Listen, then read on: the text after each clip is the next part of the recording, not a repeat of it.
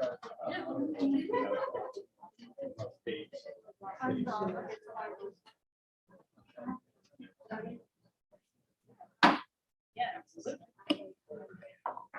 now call the February 28th meeting of the Wallingford-Swarthmore School Board to order.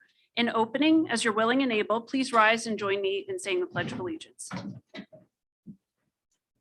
I pledge allegiance to the flag of the United States of America and to the republic for which it stands, one nation, under God, indivisible, with liberty and justice for all.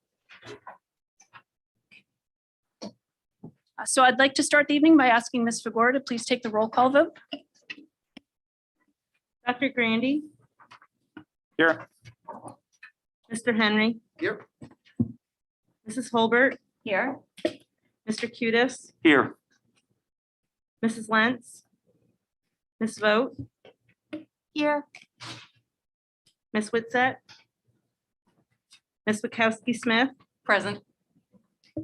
Ms. Walkman, Here. Mr. Berman, Dr. Marseille, Present. Mr. Darson. Here. Thank you. Ms. Walkman, there are 7 voting members present.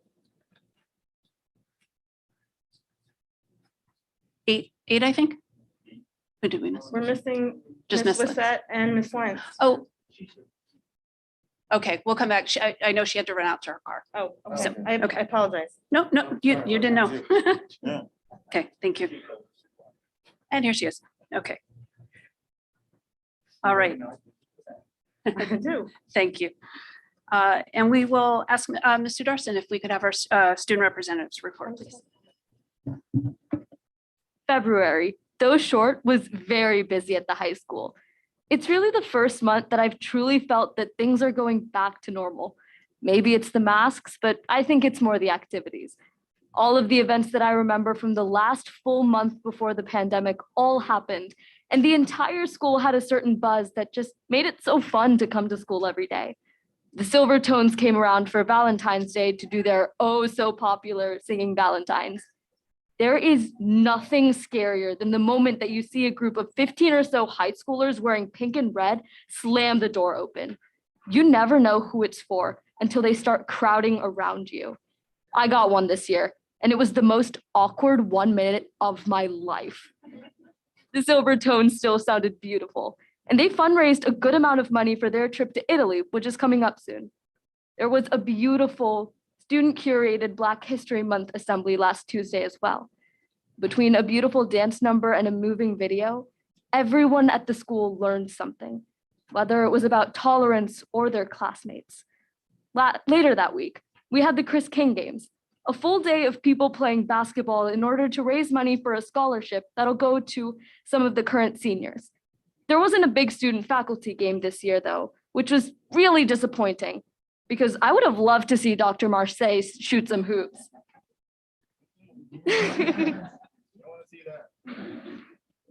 This month was also a great month for theater at both the middle school and the high school.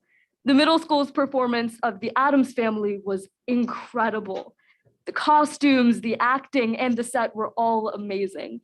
The high school musical, Into the Woods, had just had its opening weekend.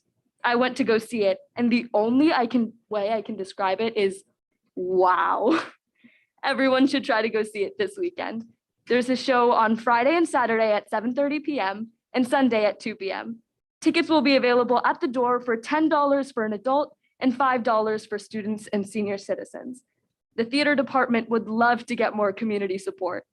Today and tomorrow, a 4th grade class at SRS is putting on an African-American wax museum in honor of Black History Month. They've been working hard on their projects and are excited to share all that they've learned. And that leaves us with March, the longest school month. Hopefully it'll be just as eventful as February. Who knows? Maybe I'll finally get to see Dr. Marseille on the court.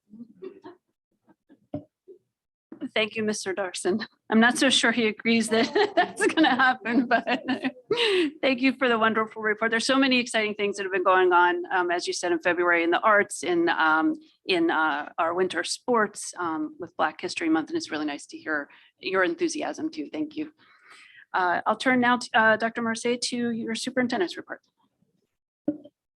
Listen, so Praja, you have to be careful what you ask for. I found out really quickly, cannot do two things. Run and have a ball in my hand, right? It was one or the other. And fortunately, the legs took over, right? I was told that's called a travel. I said, no, I can't sprint down. I have to bounce it. So maybe one day, but it'll be very embarrassing. Do not pick me because I'm the tallest guy in the room because you'll be in trouble. But yeah, I heard about that and I really kept away purposely. So I wouldn't embarrass myself and somewhere on social media go out there. But I heard it was a good event. But thank you. So we'll see. I don't mind embarrassing myself for the student cause. So let's. I see a fundraising opportunity. in the Yeah, I future, absolutely perhaps. see a fundraising opportunity. Yeah, just like the dunk contest, we can do that as well. So a couple of things I want to share in my superintendent's update. And I think I'd be remiss if I didn't take the opportunity to talk about what's happening in Ukraine. And the 44 million lives are impacted. And we stand in solidarity for the sovereignty of any nation.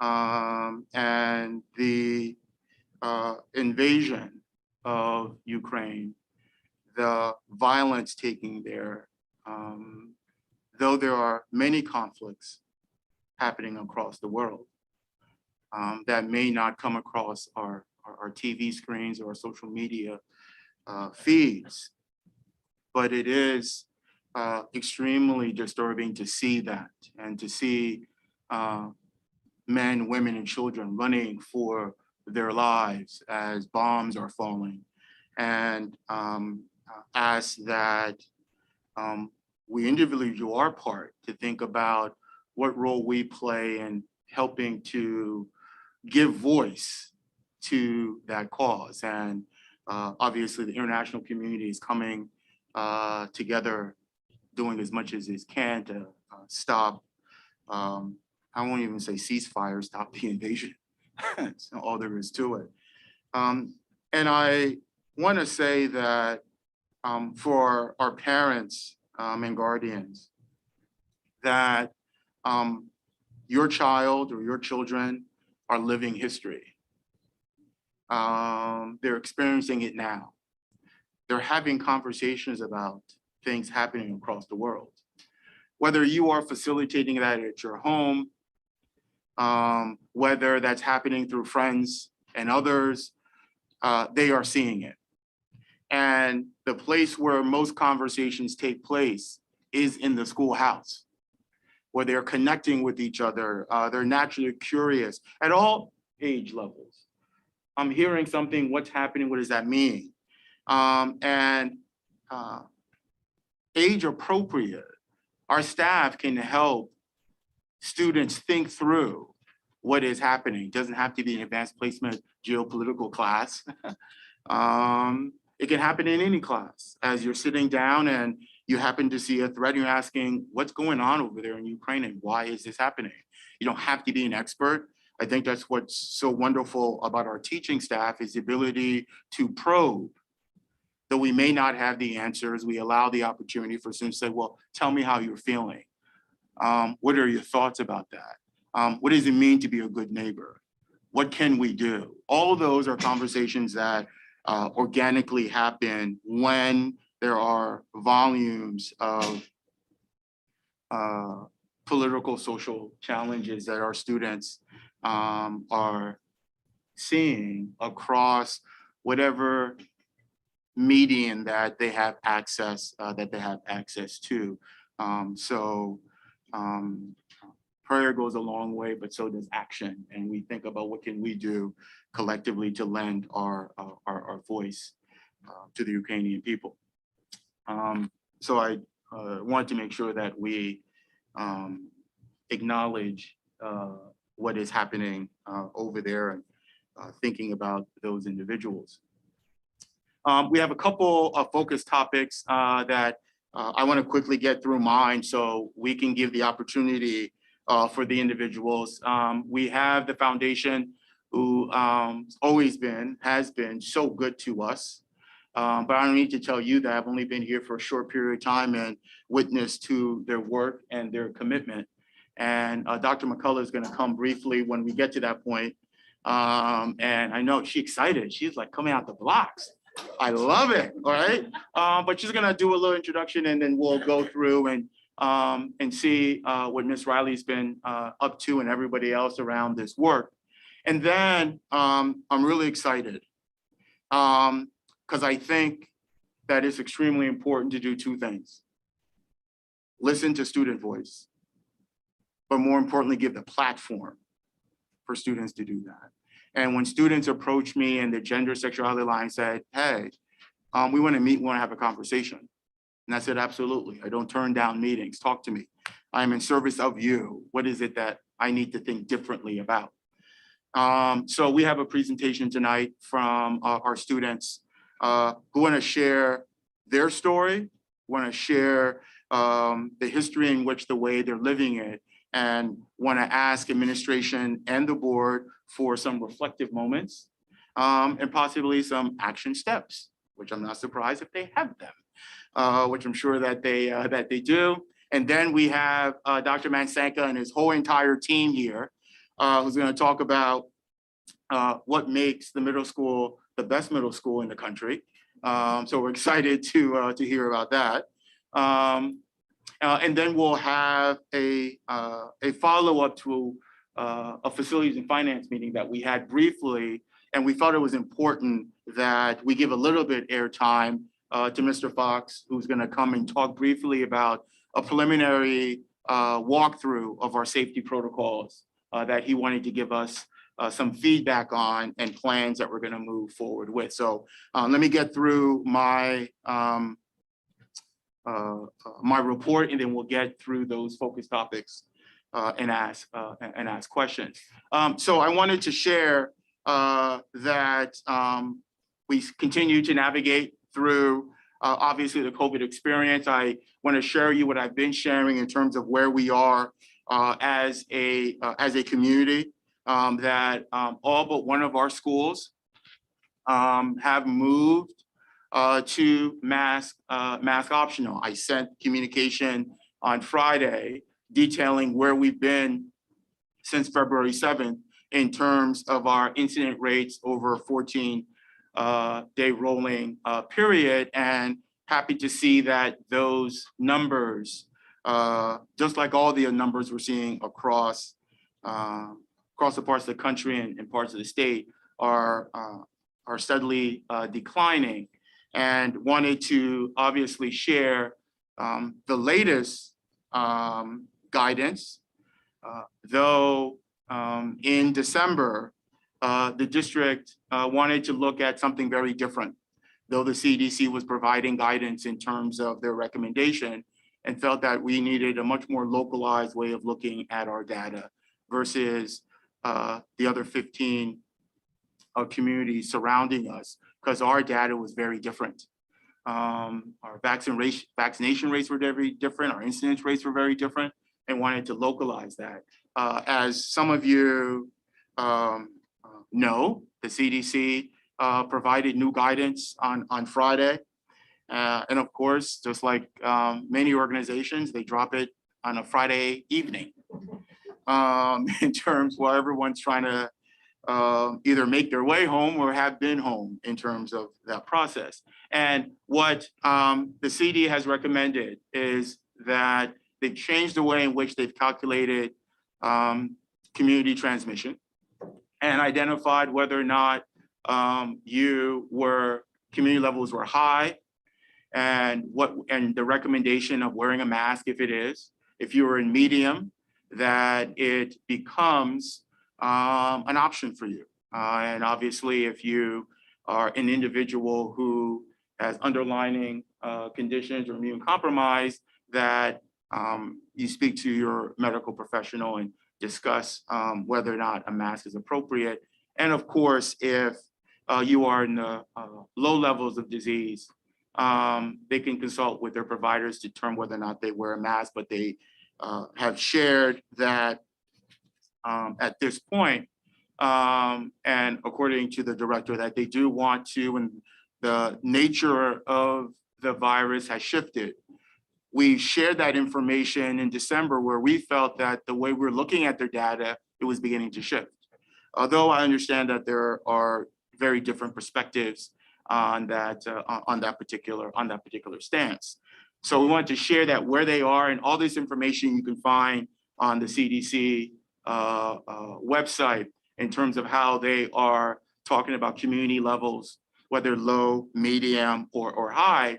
And then in that dashboard, they have the opportunity where they share with you the extent in which where Delaware County is currently right now. And as you are aware or may not be aware that the current levels are at medium, which puts Delaware County, if you're using total Delaware County metrics, as a mask optional county with regards to leaving that as a decision whether or not you want to mask or not. So with all of that, it really, the question is, what does that mean for our health and safety plan? Well, the district, in light of that news on Friday, we will continue to implement our mitigation strategies that are currently identified in our health and safety plan. We'll continue to monitor our community building levels for our 14-day rolling count to determine if any modifications are required. We anticipate that on March 3rd, that SRS will be able to move to mask optional based on our metrics. And then at that time on March 3rd, which we want to give an opportunity for transition, that as a result of the lifting of that federal mask mandate on public transportation, I shouldn't say public, K through 12 transportation and buses, that effective March 3rd, we will move to mask optional on our buses and give individuals an opportunity to begin that transition. We're only a couple of days away from that, and all the indicators, at least for SRS, shows that we've been moving in that trend. So we want to hold firm to that, and we anticipate that will take place. So as of March 3rd, all of our schools will go to mask optional. 4 already been in mask optional. And then as of March 3rd, optional in terms of school buses and school vans as well. I want to turn, so that's with regards to our health and safety plan. I want to turn your focus to some of the work that we committed to with regards to our equity audit and a full report that we provided to the public on this Wednesday coming up at 7 o'clock and B226. And we hope that you can join us. And that work preliminarily, though you have not seen that information, is extremely telling in terms of what needs to be done. But I think many of us probably knew some of that long before the findings of the audit. Though we are looking forward to the curriculum audit as well that has started, and want to make sure that we have your voice. And part of that is really about change. And what I have shared and oftentimes becomes extremely challenges is that change is difficult. Change is hard, but change is necessary. And there are 2 items tonight that are voting items that I've asked the board to consider. One is really about the work around organizational shifts. And what I have seen, what I have heard, what I've counted in terms of beginning to set the stage for us to be ready for the work that lies ahead. Not only from the equity audit, but also from the curriculum audit that's pending, also from the communications audit that is coming as well, which is another item on the agenda as we've identified a consulting firm to come and help us with that process. And I had shared with the community the old organizational chart and identified ways in which we wanted to better align those positions and those particular responsibilities to meet the challenges of tomorrow. And I identified that this proposal really helps to think about how do we make sure that we are fulfilling the district's core mission and vision? How do we think about the way we're preparing for the strategic plan that will be coming? How do we have clear hierarchy and delineate defined roles and responsibilities? How do we then begin to address some systemic prevailing challenges around educational outcomes and opportunities? And how do we begin to narrow the significant gaps that have existed in this district for quite some time for particular subgroups of students? But also in terms of simultaneously, which I've always believed, how do you raise the floor at the same time raising the ceiling in terms of opportunity and eradicating these inequities that will take some time because it took us some time to get here and things don't happen overnight. So I recommended to the board a new design, a new way of thinking with some of the organizational chart and the roles and responsibilities and positions that I believe move us in the right direction at the right pace in which is needed. And obviously part of that is we want to be extremely innovative in this district. We want to provide a myriad of opportunities to our students so that when they stand on that proverbial stage, that we've equipped them with the skill sets that they need. There's tremendous opportunity, as great as the challenge is around this work with diversity, equity, and cultural proficiency.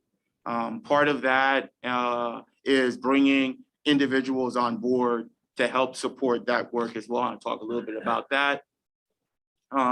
And the need to better support our trauma-informed practices, our mental health, and our counseling to support students and to eradicate the inequities that exist.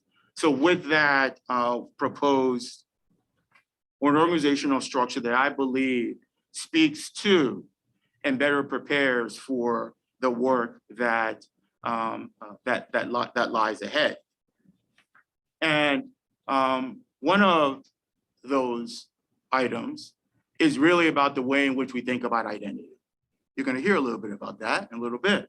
And the way in which there is an intersection between teaching, learning, and identity.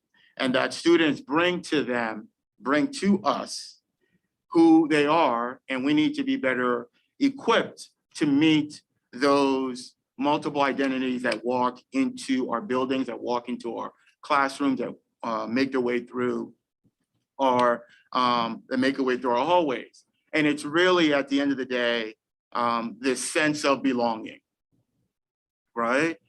Do I feel as though I belong in this organization? And what are the messages, unintentionally, intentionally, that are being sent to me as I'm navigating through the building?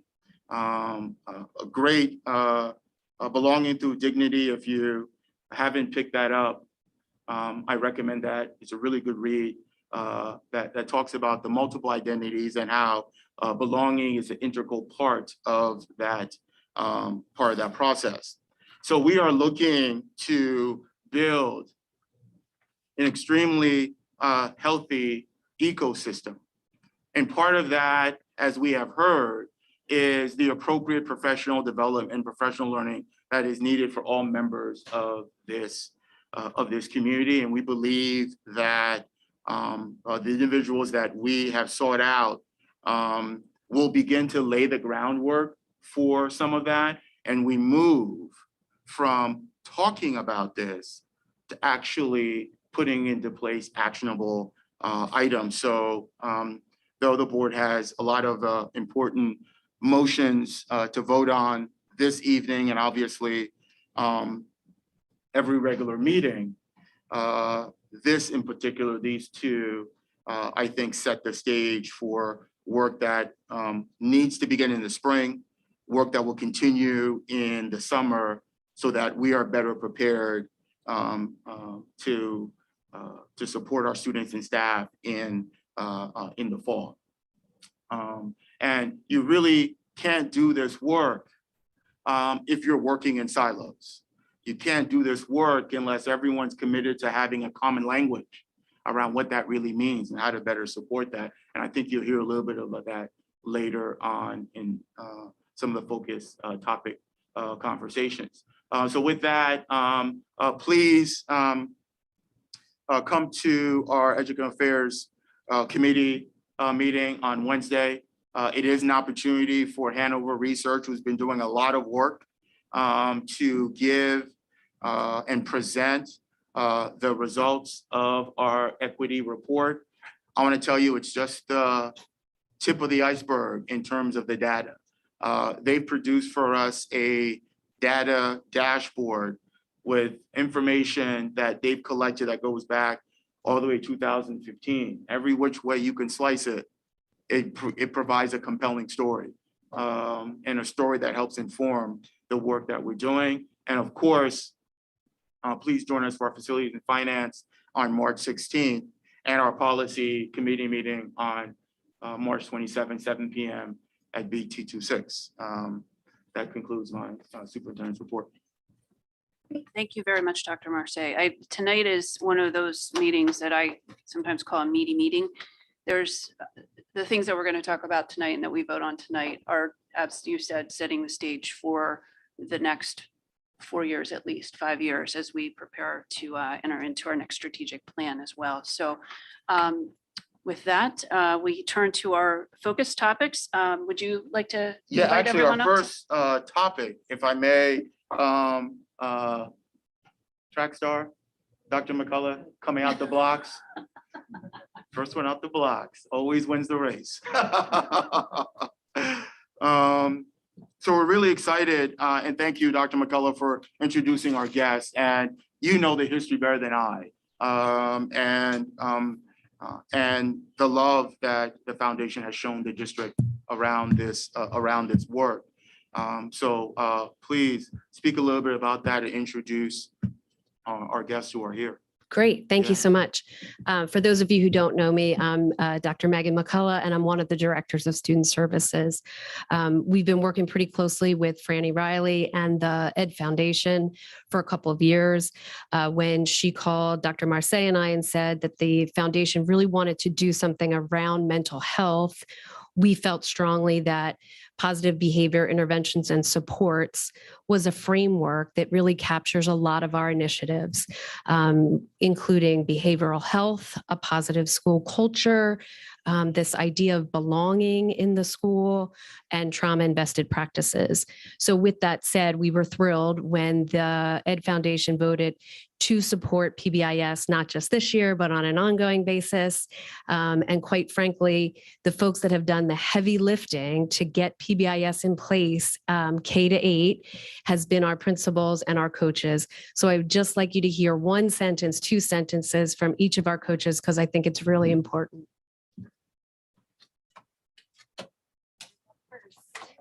You guys can all just come in. Hey, good afternoon, everyone. My name is Jonathan Blake. I'm a 4th grade teacher at SRS, and I'm our Tier 1 PBIS coach. I guess in our school, at least to me, what PBIS kind of means is establishing clear expectations that allow kind of kids to feel our 3 are safe, respectful, responsible, but kind of have a safe learning culture. As a teacher and as a person, to me, I think it just is 3 fundamental core values that we all embody and we all kind of want to have. So starting with our kids from a young age, I think it goes a long way. Thanks. Good evening. My name is Sophie Sheintak. I'm the Tier 2 coach at SRS. Tier 2 has impacted our school culture by helping us to build a more inclusive community to positively reframe our outlook on student behavioral needs. PBIS Tier 2 has personally given me the opportunity to help all of our students be more successful and has supported me in developing more collaborative relationships with my colleagues. Hi, everybody. My name is Larry Miller. I'm the Tier 1 coach at WES. Probably one of the most amazing things that I experienced when we first brought PBIS in is how much peace it brought to our school, which has been awesome. For myself, one of the things that I took away from our original meeting that we had about PBIS was that you have to teach expectations before you can have kids understand what they are and follow them. And I thought that was really powerful. And we talk a lot about that at my school. Hi, I'm Erica Weaver. I'm the Tier 2 coach at WES. I think Tier 2 has provided a lot of additional support for behaviors that we see in our building. And for me as the counselor, it's really given the students some ownership of their behaviors with the conversations that they have with teachers during check and check out.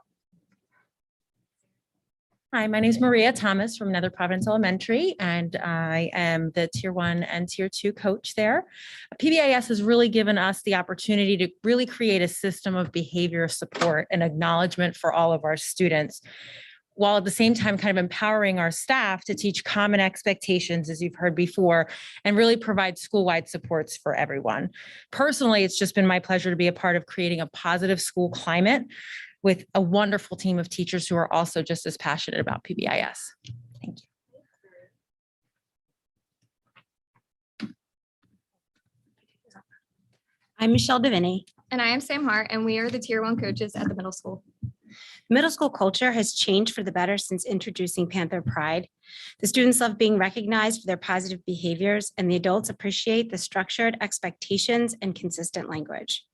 I personally enjoy celebrating students who make good choices. And I personally enjoy the supportive and positive relationship developed between staff and students.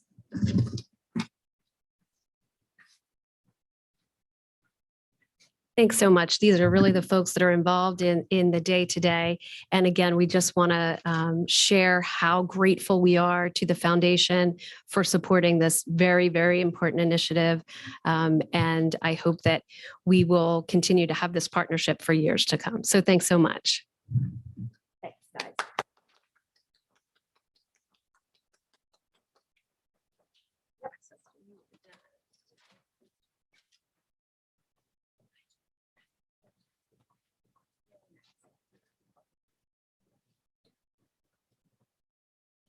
As we prepare to go into our next focus topic, I can just say as a parent of two of our, well, three students now who have gone through and had the support through PBIS. It was nice to see the teachers talk about that. I see it as a parent, and we've been really fortunate with one of my children in particular to be supported in a significant way through it. And I could not be more happy. So I want to thank all of the PBIS coaches as well. They're amazing. So with that, Dr. Mercé again? Yes, we have the opportunity to hear from one of our student groups. The Gender Sexuality Alliance has asked to share. Sorry, my mic was off. So we look forward to their presentation. So Zoe, I don't know if you want to take the mic and go from there, and we'll have, I'm not sure if you need my clicker to get through. Yeah, that'd be great. You can have the clicker. There you go. You're very welcome.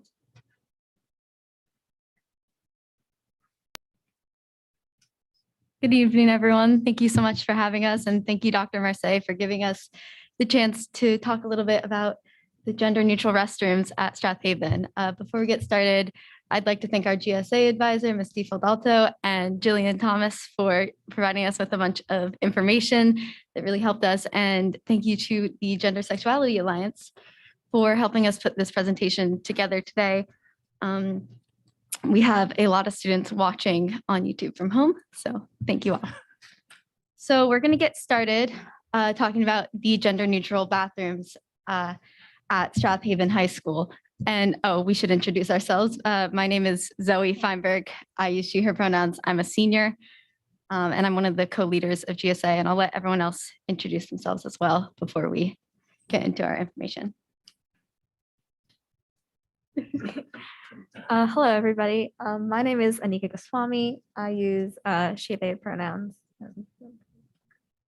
Oh, and I am a sophomore. Hello, my name is Sylvan Prey Harbach. I'm a junior at Strathaven High School, and I use he, him pronouns. Hi, my name is Carolyn Eskenazi, and I use he, him pronouns. I am a sophomore. All right, so we put this presentation together. So to get started, we'd like to talk about kind of what the current situation is with gender neutral bathrooms at Strathaven High School. As of recently, we had a meeting with Dr. Hilden, who talked to us a little bit about how they're trying to unlock some of the gender neutral bathrooms. For people who don't know, there are 5 gender neutral bathrooms at Strathaven High School, but up until recently, most of them were locked. Some were used for band storage, and they're incredibly out of the way. As of right now, as far as we know, 3 out of 5 of the gender neutral bathrooms in Strathaven High School are unlocked and usable. However, all of the gender neutral bathrooms in Strathaven High School are far from classes, like incredibly far, and fairly inaccessible. Many students are unaware that the gender neutral bathrooms exist. We actually only found out recently as the leaders of GSA that there are 5 gender neutral bathrooms. We thought that there were 2. And students do not feel that the gender neutral bathrooms are predictably accessible, as they've just recently been unlocked and have been, and in the past have been unlocked and relocked without warning. So there's kind of a lack of trust because it's taken so long to get just a few of them unlocked. We're going to talk a little bit about school policy. The Gender Sexuality Alliance did some research into what the school district says when it comes to trans and non-binary students and their rights at school. So these are taken from the Gender Expansive and Transgender Students Ensuring Equity and Non-Discrimination, which is page 5, section E. So number 1, gender nonconforming students shall have access to the restroom that corresponds with their gender identity. Where available, a single stall restroom should be available, and administrators shall make every effort to provide the students with reasonable access to an alternative restroom, such as a single stall restroom. So after reading this, we were a bit confused because we found that the gender neutral bathrooms within Strathaven High School are not accessible. They are far from classes. We had a student actually time how long it takes to get from a classroom in the middle of the 2nd floor to some of the gender neutral bathrooms. I believe it was a 2.5 minute walk there, which then is a 2.5 minute walk back. So students are out of the, in order to use the gender neutral restroom, students will be out of the room for at least 5 minutes. And that takes away instruction time. So trans and non-binary students are missing excessive instruction time just to use a gender affirming restroom. And they were just recently unlocked. So this is also from the Gender Expansive and Transgender Students Ensuring Equity and Non-Discrimination. All persons, including students, have a right to privacy. This includes keeping a student's actual or perceived gender identity and expression private.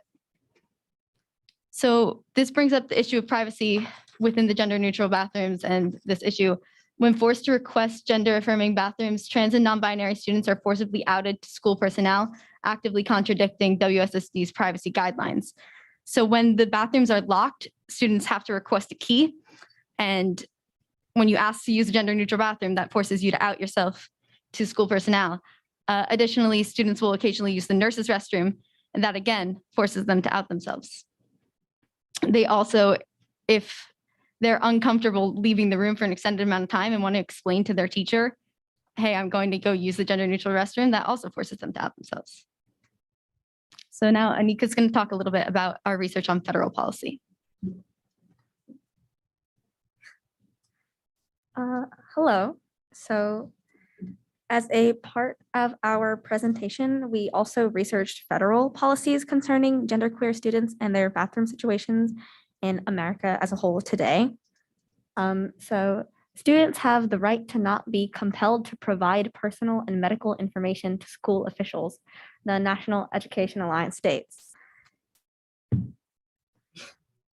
A disclosure, through requiring students to request access to gender neutral restrooms, our school forces students to out themselves in order to use a gender affirming restroom.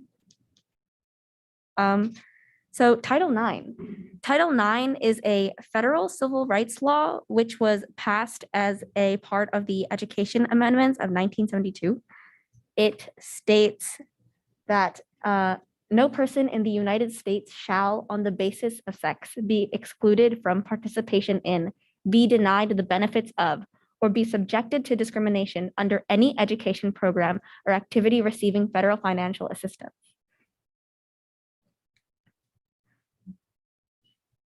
So discrimination. Title IX also recognizes gender identity.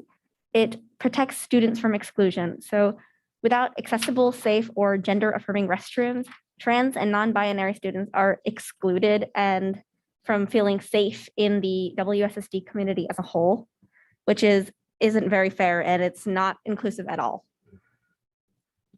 Sylvan will now be.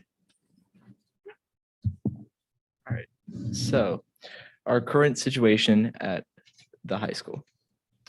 So, hello, I thought it turned off. So there are binary bathrooms. There's the nurse's bathroom, and then there are the gender neutral bathrooms. So the binary bathrooms are easily accessible. They force gender nonconforming students to use bathrooms that don't align with their gender identity. And it forces gender nonconforming students into unsafe environments where they don't feel comfortable. So there is also the nurse's bathroom as an option, which forces students to out themselves as gender nonconforming by requesting to use the bathroom, just as discussed in a previous section. It also exposes students to possible illnesses held in the nurse's office, since the bathroom is a space in the nurse's office for that. When there's a medical crisis, gender nonconforming students are denied access to this bathroom, nurse's office, because it's for the nurse's office. And just like the gender neutral bathrooms that aren't unlocked, it's far from classes and not accessible. So there's limited knowledge, as stated before, about the placement of the bathrooms around school. If you even say, the bathrooms are near the trainer, many students will tell you that they do not know where the trainer is. And they're far from classes and unpredictable, whether it's going to be locked or unlocked. And so now we're going to share some student experiences. Yeah. So we asked students in the GSA to share with us some of their experiences in what they've resorted to in terms of using the restroom. So we have a couple things to read. Some of them asked us to read them anonymously on their behalf. So I'll get started and we're going to take turns. This is from a student. It says, I hate having to watch my genderqueer friends walk all over the school to use the bathroom or use bathrooms that cause them deep discomfort. This is from a student that says, it's uncomfortable having to use the bathrooms assigned to a certain gender due to lack of unisex bathrooms provided or unknown to the general public.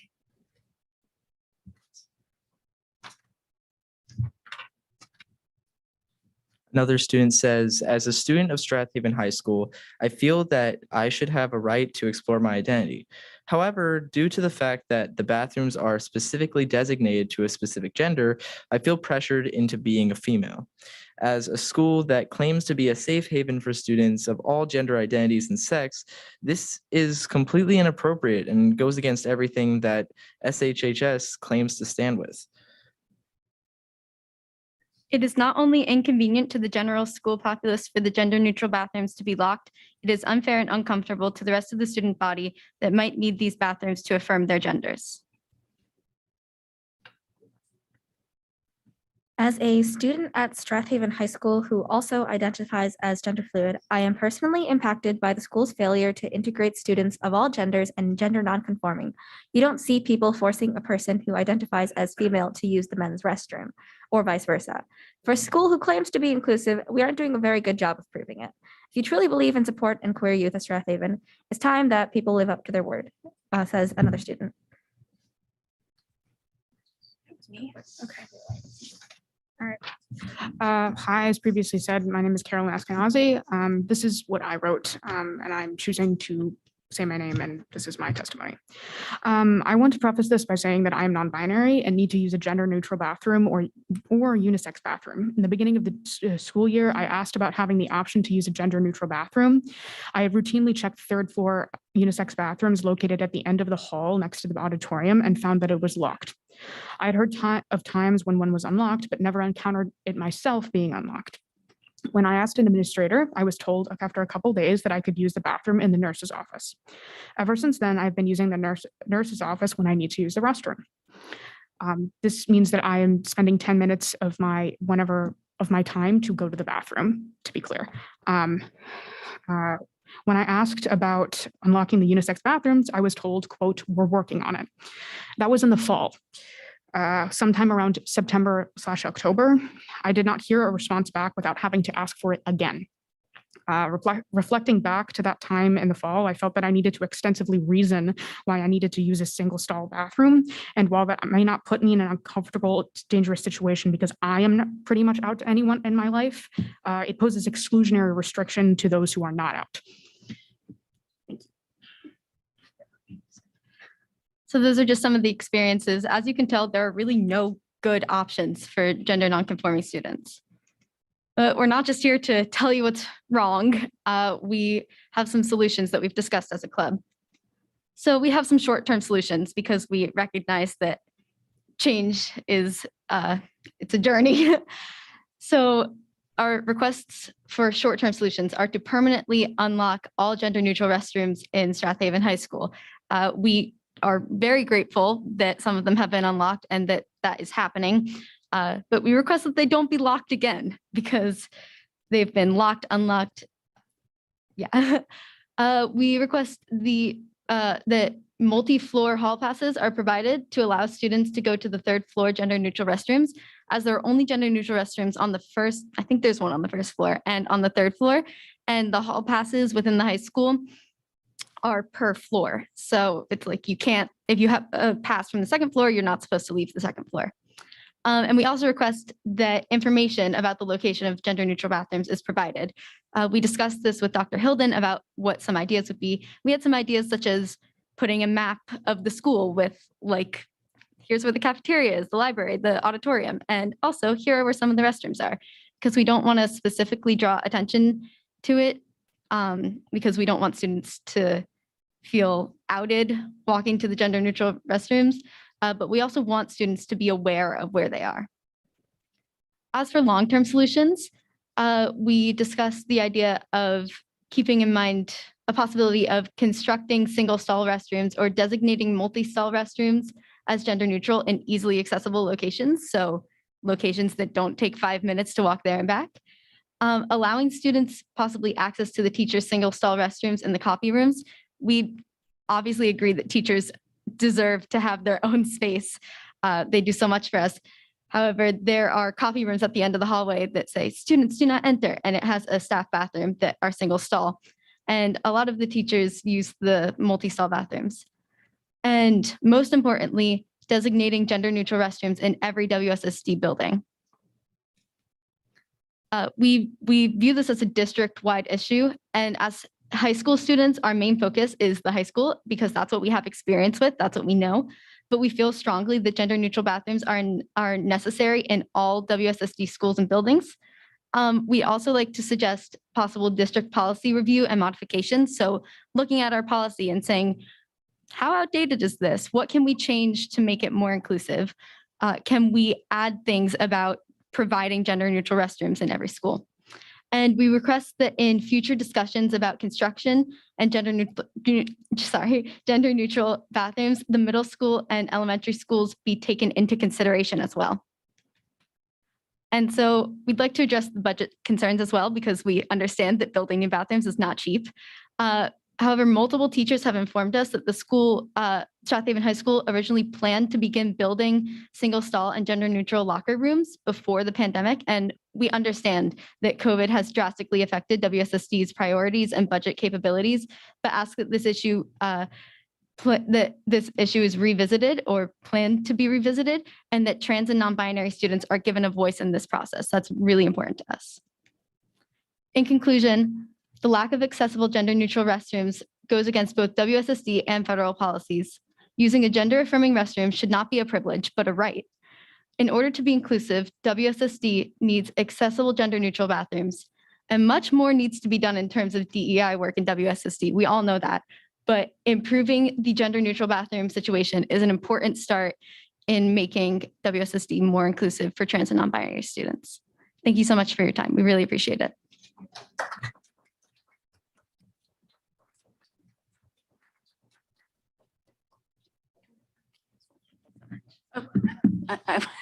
I wanted to thank you guys for coming and for sharing all that you shared, for thinking through it so comprehensively. I did want to put you on the spot, Dr. Marseille, and ask about the remaining bathrooms that are still locked. And are you able to answer like what it will take for us to be able to unlock them?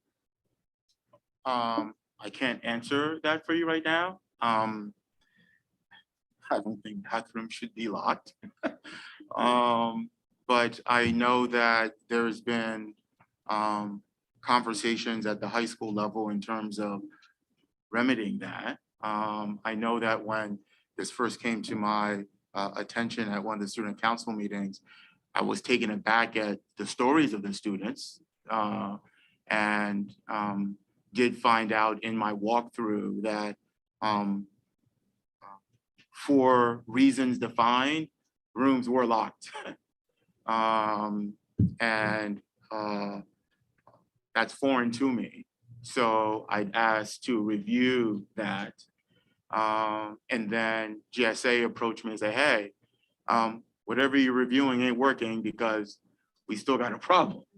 And I said, well, let's sit down and try to navigate this. And they spoke about some of those and said, we want an audience. And I said, I love when students are able to come with a true vision and intentionality in terms of identifying concerns. And then I love when they're able to give us solutions. That's even better for us as well. So I can begin to address the other remaining areas that are locked effective tomorrow. Thank you for that.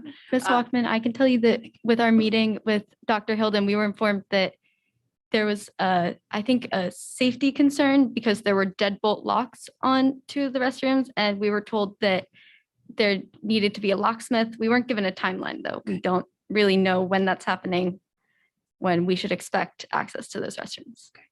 Thank you. We'll certainly follow up. I heard about this this evening as soon as someone got home from school too. So the other piece that I haven't actually shared this with you previously, but I'm glad that you guys talked about the other schools as well. My daughter, who is in elementary school, shared with me a story out of nowhere just recently about needing to get the pass, and something about they couldn't find the girls' bathroom pass. And I am aware that she has a friend in her classroom. Actually, I don't know if they're in the classroom, but she has a friend who is gender nonconforming. And, you know, I know that we usually talk about these things at the high school level, but we have students in the elementary school level as well that need to have a safe and welcoming place according to their gender identity as well. So I appreciate very much that you spoke about it at all of our schools, because I think that is an issue across the board. And I would like, as we look at policies and practices, to evaluate, are we still using practices of here's the girls' pass and here's the boys' pass? That's not consistent with our values as well. So thank you again for coming to, does Thank anyone you. else on the board have a question that you would like to? I do. Just first of all, I mostly just want to say thank you so much for presenting. You guys did a really excellent presentation, and I really appreciated it. And so I just want to thank you. And it's a really important topic. So it was, we don't know what we don't know. So it's really important when people see issues to come speak. I had a quick small question. You talked about the locking of the bathrooms and the distance. Are they also are they cleaned and maintained as well? So When they're unlocked, when they're unlocked. Yeah, because we don't always have access to them, so we couldn't tell you for some of them. In terms of the ones that I've been in, I'm a part of the tech crew, and because it's close to the stage, sometimes we'll have access to them. They're fairly clean. Considering the state of the binary bathrooms, I think they're fine. But there are boxes of band uniforms in one of them. So some of them are used for storage as well. So in terms of organized, I would say no. In terms of cleanliness, about what you would expect at a school bathroom. It's difficult to tell if they're clean because they're being cleaned, or if they're clean because they haven't been used. Okay, thank you. And again, thank you so much for coming. Thank you. Thank you for your time.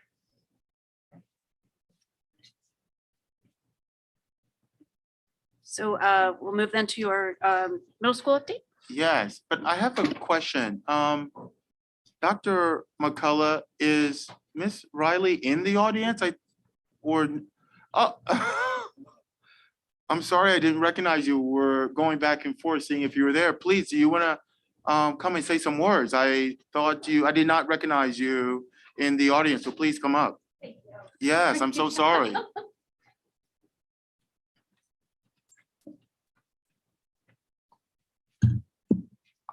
I promise when these come off. Well, now I can see the face. I will remember it. Good evening. My name is Franny Riley, and I am president of the Foundation for Wallingford-Swarthmore Schools. And I am here with my colleague, Beth Ross, who is the vice president on behalf of the foundation. We're here this evening because, as Dr. McCullough spoke, we are pleased that the foundation is going to be donating in furtherance of our commitment to students' mental health. We feel that this is an incredibly important initiative now more than ever. So for that reason, the foundation is giving to the district $3,900 in support of the PBIS program. So I just wanted to, to acknowledge that the foundation is able to fund these projects through our successful fundraisers, such as the Panther Pajama Run, which was held this past year on November 13th, and the Show the Love campaign, which is currently ongoing through our Facebook page, corporate sponsorships, and individual contributions. So the foundation is an independent nonprofit 501c3 organization that supports innovation and excellence throughout the Wallingford-Swarthmore School District. Through community involvement and support, the foundation works in partnership with all of the district funding partners to strengthen all of the district schools from elementary through middle and high school levels. With increasing pressure on school funding, the foundation's goal is to provide both a mechanism for community engagement with our schools and a funding stream for innovative programs and student enrichment, which might otherwise fall short to budget cuts. If anyone would like to learn about the foundation's efforts, please reach out to me. And with that, we'd just like to present you with the check.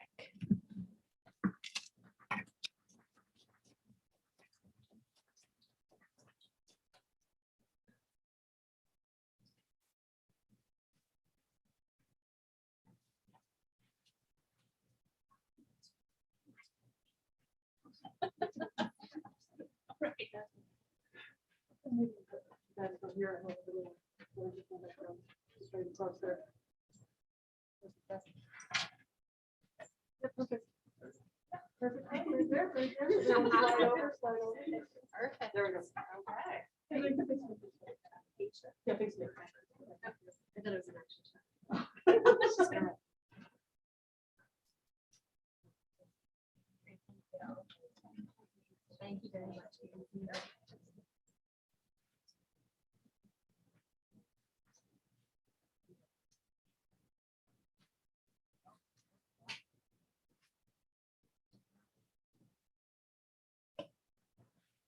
Oh.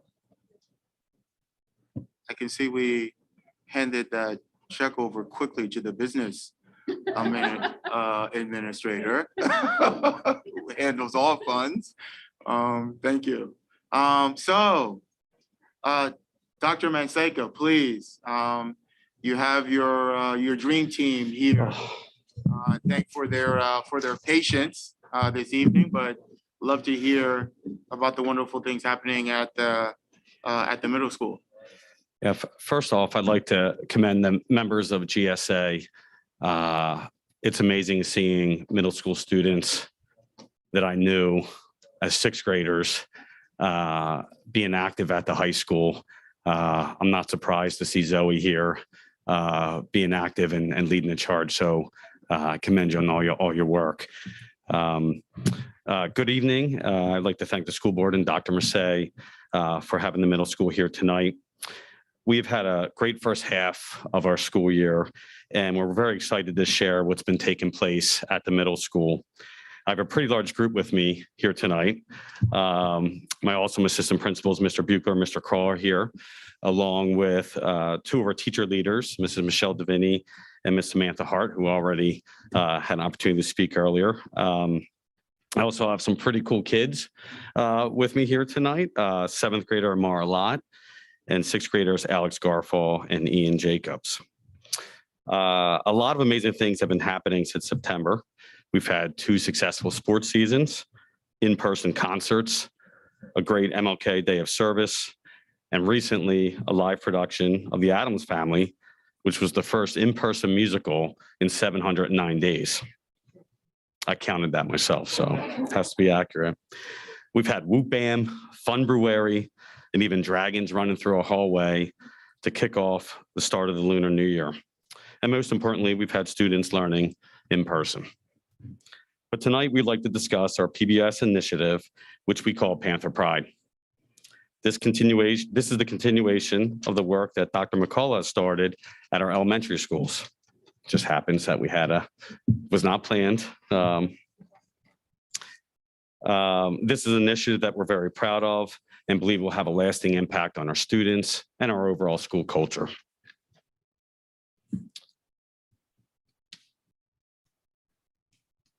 Do I have to point this somewhere? Are they blocking? All right, so what is Panther Pride? It is our version of positive behavior interventions and supports. It is a framework for establishing school-wide expectations for students and staff. Through this framework, we've established a proactive system for tracking student behavior, acknowledging appropriate behavior, and developing and implementing interventions to address unwanted behaviors. It is a system to strengthen our overall school culture. Last summer, our PBS core team, comprised of teachers and administrators, developed our framework. Our expectations are based on 4 domains: stay safe, stay responsible, stay respectful, and stay kind. Expectations for each domain have been defined on our Panther Pride matrix. You can find this matrix throughout our school. You can also find a similar matrix in specified locations throughout our school, including the auditorium, the cafeteria, in hallways, bathrooms, and classrooms.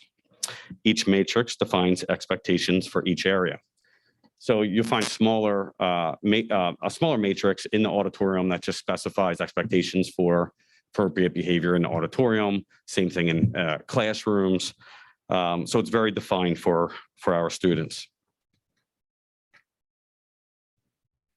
For this school year, our work has been focused on developing Tier 1 supports. Tier 1 supports impact all students in our school. We have developed a special schedule that we run twice a month where Panther Pride lessons are taught. We are now using school-wide expectations as part of our Panther of the Month recognition program, where each month teachers choose students whose behavior reflects the expectations found in our matrix. We've developed the Panther Pride Student Committee. 3 members are here tonight. and is open to all of our students. We've become data-driven in developing our system, or excuse me, developing our Panther Pride lessons by using the PBS application known as SWIS. SWIS is a school-wide information system. Our staff reports behaviors in SWIS to collect data on school-wide trends. That gives our PBS core team the data needed to plan school-wide lessons to then address these behaviors. At this time, I'd like to bring up Ms. Devaney and Ms. Hart, who are teacher leaders of our PBS core team, to talk about lessons, activities, and our ticket system.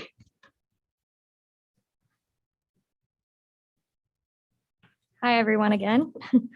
So during the lessons, the teachers instruct the students on the school-wide matrix expectations. The staff teaches 2 lessons per month, and these are a response to the data collected through SWIS. The team looks at the data and determines where our needs lie. For example, in early January, we engaged in a lesson involving classroom expectations that was a reminder for students coming back after winter break. We also include social emotional lessons like kindness, empathy, and social awareness. Just last week, 3 of our staff members, Carly Flanagan, Meredith O'Neill, and Karen Hurt, put together a lesson on kindness, the disability conversation. This shows our wide range of topics and staff involvement. The tickets are distributed to students by staff members randomly throughout the day for being safe, responsible, respectful, and kind. The tickets are collected each week and entered into a grade level drawing where students can win a prize. Many prizes have been donated from the Home and School Association, families, and community members. We've given out many tangible items as well as experiences like gift cards, spirit wear, the student lounge, and lunch with the principal.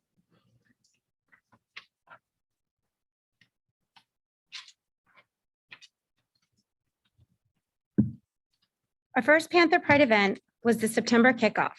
This special day was dedicated to all things PBIS. Each period of the day, the students learned the expectations for different locations in the middle school. We also held our very first raffles during grade level assemblies. The mid-year kickoff occurred January 31st. The goal of this event was to review and reinforce the Panther Pride Matrix. We did this by playing bingo in Connections.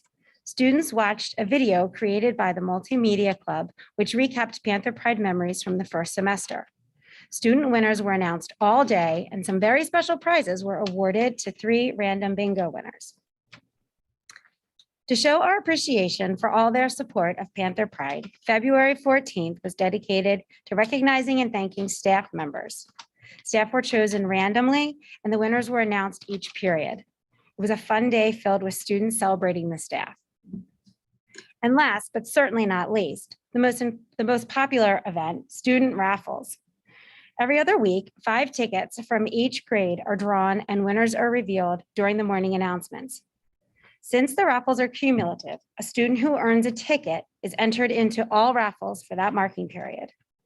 The 15 winners are not only verbally recognized during the announcements, but also choose a prize. Student raffle days are very exciting at the middle school.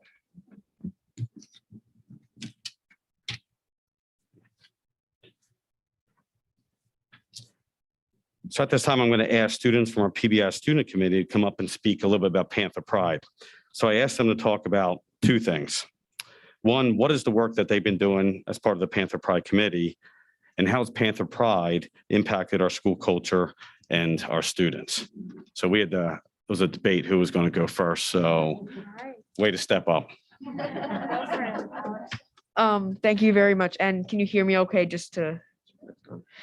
So, hello, my name is Alex Garfall. I'm a current 6th grader at Strathaven Middle School. The Panther Pride Student Committee is working to amplify the effects of Panther Pride through our actions such as redecorating the student lounge, collecting the Panther Paw envelopes that are then entered into the raffle, and then more recently helping to plan the marking period to Panther Pride kickoff. The Panther Pride Student Committee's been working to increase enthusiasm about Panther Pride across the entire school, and as far as I can see, that has been successful. The goal of the student committee is to be increasing participation in Panther Pride, which has also been successful throughout the year. Adapting to change is oftentimes difficult, and there has definitely been a transition to adjusting to the experiences of the expectations of the Panther Pride initiative. The reward system makes it possible to get some quite nice rewards, such as student lounge access and gift cards for doing simple good deeds. Day by day, I still see the school changing for the better, and I believe that over time, the Panther Pride matrix will become an integral part of our school community and positively improve the school experience. Thank you very much.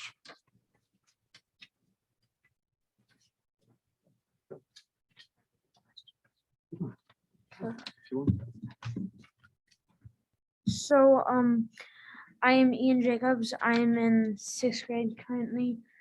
And yeah. We have assisted in making a presentation to reinforce Panther Pride. We have also worked on reinvigorating the student lounge, so that involved hooking up electronics, adding new lights, putting up pictures, adding a chalkboard, and filling the room with as many fun activities as we could. That was actually the first project we did.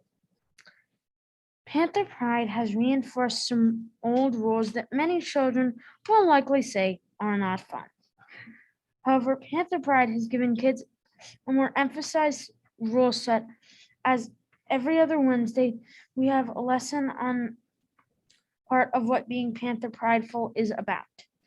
To make it more engaging, the school has been using Panther Paws as a reward system. If you follow the Panther Pride expectations, you get one of the tickets, which you can use in a lottery to get rewards. This has probably made it more preferable among certain groups of students.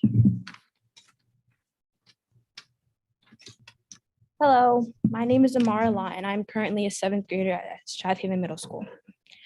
The Panther Pride Committee has given the school more of a sense of stability. By saying this, I mean more kids are being nice and respectful towards each other and teachers.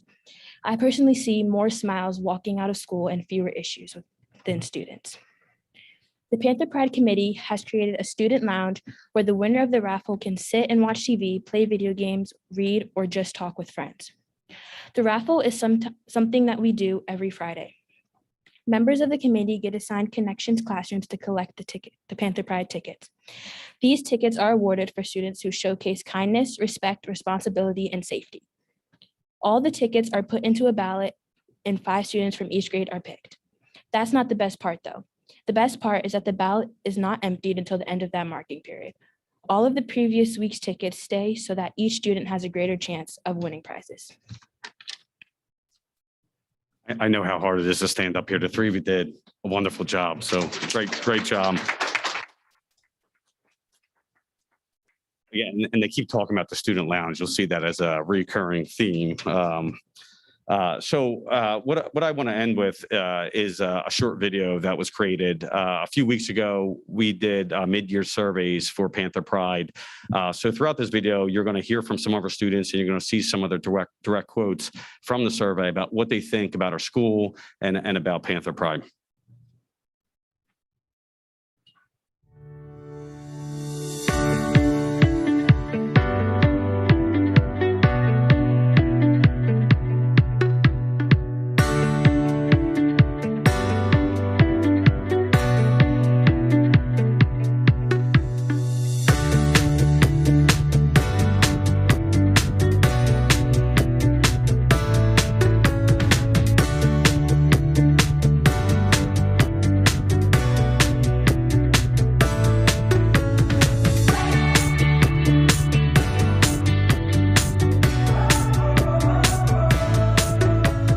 Hi, I'm Harry.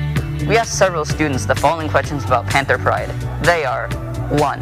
What does Panther Pride mean to you? And 2. What does Panther Pride mean to our school? Here's what they said. To me, Panther Pride means treating everybody with respect and kindness and not being mean to them, even if they're different than you. Panther Pride means to me like treating everyone with kindness and like just being yourself.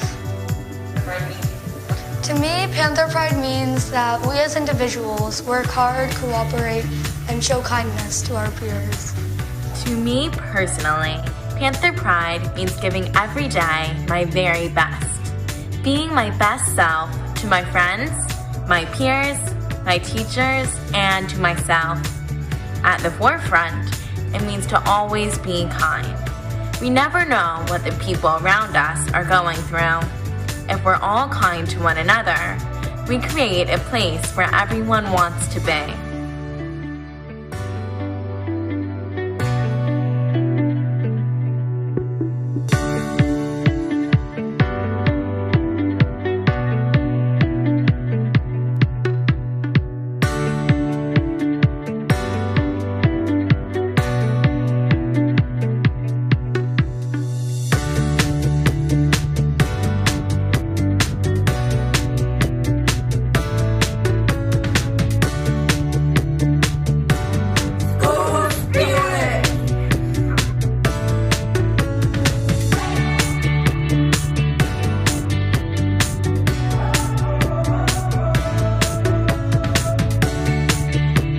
I feel like to our school, Panther Pride means that everyone acts respectful to one another, and we as a school community work together, creating a safe environment to learn.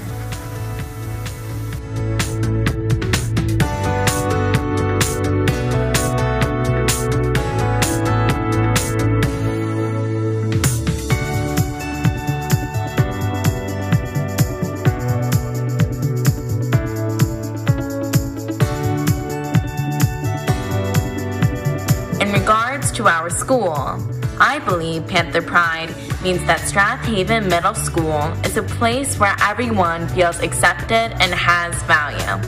We all are unique beings with our own successes, challenges, joys, and hardships. For our school, Panther Pride means creating a safe place where all its people come every day to work together as a team and help one another. It represents a community accepting of everyone.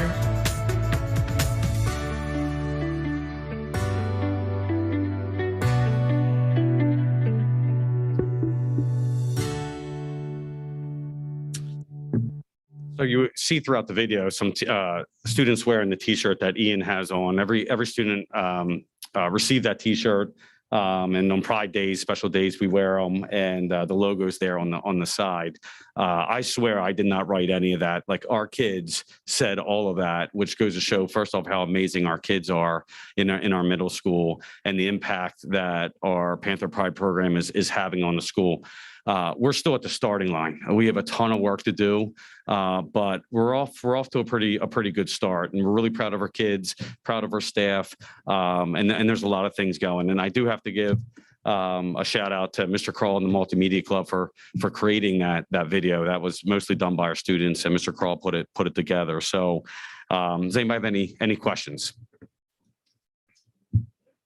Not a question, but I just wanted to thank you guys for coming, particularly our students, and talking to us.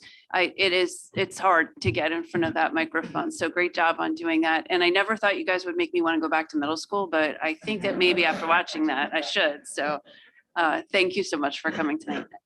Rachel? Yeah, just wanted to say I've heard about the Panther Pride, like the room, but I hadn't seen a lot about it before. So it's really good to have seen some pictures of it and understand the place that it holds in the middle school and with the students and things like that. I could see why it is so enticing.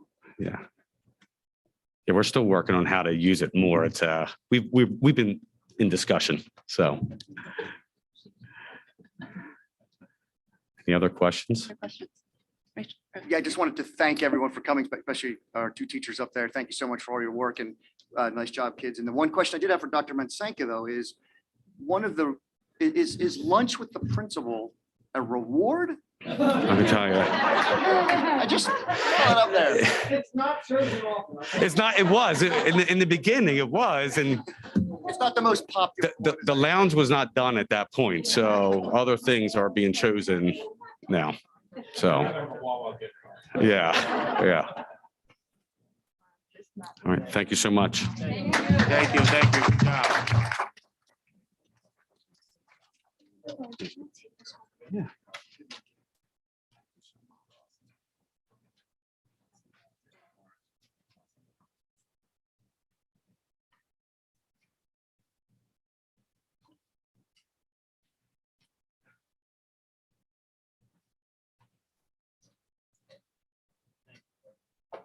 Thank you. Thank you. Thank you. Mr. Fox, yeah, I think so. At this time, I think we have Mr. Fox, but I don't, oh, okay. Just like a safety and security advisor. Never know where he will be, but he will always show up. Thank you, Mr. Dr. Fox, thank you. Marseille. I do not hide well, so I can assure you that if you looked hard enough, you'd have seen me. For those of you that I had a chance to talk with before, it's my pleasure to be here again. For those of you that I haven't had a chance to talk to, it's my pleasure to see you the first time. In safety, there's one very common term, and that is redundancy. The more you do something over and over again, the better you become at it when the situation dictates. So for those of you that have seen this before, my presentation will be redundant. But at the end, I'm certainly happy to take any unique questions or anything that might be new or for the first time experience for those of you that haven't seen it before. My name's Randy Fox. I had the privilege to be an elementary and secondary principal at all levels for 25 years. I was also 10 years as a Pennsylvania Battalion 1 command officer, and just that's the Harrisburg, Pennsylvania area. I have my FEMA executive qualifications. I have my Homeland Security Exercise and Evaluation Program graduate, and it was my privilege prior to my current position to serve as the director of the Center for Safe Schools, Pennsylvania. It was such a pleasure to be at your district. I met some really fantastic people. It's beautiful. It's very rare for me to see a district in a semi-urban setting, even though it's suburban, it's close to an urban area, that had this much space around its land. That was amazing to see. A couple of positives that came out of the evaluation. What a positive and engaging staff. I mean, at any time, not to mention the children or the students, if they were high school, but really just an engaging group of people. The administration was engaging. I know what their job entails on a daily basis. And they all took time to meet with me, and I didn't feel rushed, and they didn't appear rushed. So I was very appreciative of that. Your buildings are very solid. Your entry points are well designed, and you have very good hardware on your doors overall. You have amazing grounds and space available to schools, staff, and students. And again, a very dedicated staff and administration committed to their students. Anytime we do a safety audit, it doesn't matter what district it is, there are positives, but there are always growth areas. And in anything we do, we want to learn from those growth areas, and I'll go into that a little bit more. I put zero cost growth areas at the top there because one of my major focuses in any event is to ensure that I'm providing low or no cost options right up front. What can we do now to fix this quickly, to take first steps? And one of those first steps is redundant communication of the message, redundant communication of the overall themes. Because I could pull a staff into a room and tell them that this wall is blue. And if it were really blue by noon, I would have 10 to 15 people telling me he said it's a different color. It's okay, it's human nature. But I'm recommending that we create a system for daily exterior door checks. Open doors, prop doors was a common theme in the district. Remember what one of the positives was? You have excellent door hardware. Let's use it. Zero cost initiative to do that. Let's establish bi-weekly grounds inspections. You'll hear me throughout my work with the district talk about crime prevention through environmental design. If an area looks well supervised, people are going to think that it is. If an area looks like it has trash around it or receptacles that are overflowing or certain problems with bushes and things like that, it's going to present the opinion that it's not well supervised. Again, a very low cost option for improvement.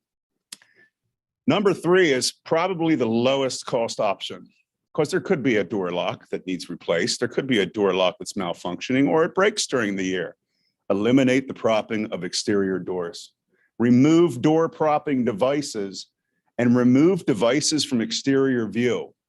If a person of ill will sees a device that could be used for a door propping situation, that tells them at some point during the day, if not multiple points, that door is propped. Remove those from sight from the outside, excuse me. If we use the hardware and that 2-inch steel thick door, the way it was designed to be used, we eliminate a hazard up front with no cost. These are things we can do very quickly. And consistent visitor management procedures. I have used this example with your administrators. When I come into a building, I always have my ID, my driver's license in my shirt pocket. I do that because if I'm asked for it, I instinctively pull it out of my shirt pocket and I put it in my right pocket. I selected a random building today. It remained in my shirt pocket. So, and at times during these visits, it still remained in my shirt pocket. Now remember, people knew I was coming, right? But we can do that. We can establish a consistent visitor management procedure. We can all follow it. We can coach, we can positively reinforce, but at some point we do say, this is the way we're going to do it because we love our kids, we love our community. We're going to use the tools that our buildings give us to keep them safe. So we established a couple of broad next steps. In fact, Mary and I worked today to go into greater detail of those next steps, and we'll be communicating those soon. But let's establish and communicate the safety vision. And that's why I'm doing this presentation again. For some of you, for others, it's the first time. But I'd be willing to bet it's not the last time some of us hear it. Because the more you hear a message, the more it gets through. I used to love it when somebody came up to me and said, Randy, I've got it. I've heard you. You don't have to tell me again. Boy, is that a lot better than when somebody comes up to you and tells you, I don't know what you're talking about. I've never heard that before. Made me happy.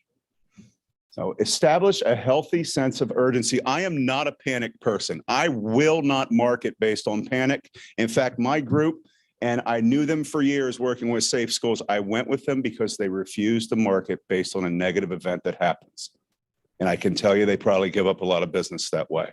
But there is an incredible difference between a sense of panic and a healthy sense of urgency. I want to help you build that. I want to help Wallingford-Swarthmore School District build that because a successful repetitive climate over time leads to an ingrained culture of doing things in a different way. And I've heard that term tonight, change. It's not easy. It's never easy. Mine is easier than some of the change you're going to talk about because we're talking about items that can easily be started now. And then we do a phase 2 and we build upon the successes that we have and we create and ride that wave of a healthy sense of urgency. And empower our leaders to educate and prepare their staff. Do you know how many courses and administrator training in college they teach on how to train safety to your staff? And every course I know of, 0. So it's not their fault. Let's help them. Let's empower them. Let's empower the district to take this and make me useless in the future. Make me where you're self-sustainable. And I can help with that. And evaluate and update building level all hazards emergency plans and create consistency. I'll never forget one time, and this is a real example. I had a tornado coming to the east side of my building and it was visible and we saw it. And we found out that 2 or 3 of our teachers were only on step 7 of what to do during a tornado in their charts when the tornado hit the building. Now I'll say this, everybody was okay. They were fine. At some point down the road, several months later, we had a laugh about it, but again, everybody was fine. But the last thing you want is somebody reading a chart when it's time to really do it for real. I've ran hundreds of command scenarios as a Battalion 1 command officer. I never got one of them 100% right, but I got a whole lot of them 89% right. And we didn't lose a firefighter and we helped a lot of people. So next steps. Let's take a look at the building all hazards plan. It makes people nervous. It's okay. Some of them may have some dust on it. Let's acknowledge it and just realize where we're at. Let's put them all together on a table. If they're digitalized, great. If they aren't, it's okay. Let's go through and find the consistencies. Then let's identify the inconsistencies and get people towards the same plan where whether it's WES or SRS, who will have their differences that they need to do things a little bit differently. We help them seamlessly feed into the overall district plan because I've spent 16 court hearings where I was subpoenaed. And the question isn't, should you have, what isn't what you did know, it is, should you have known?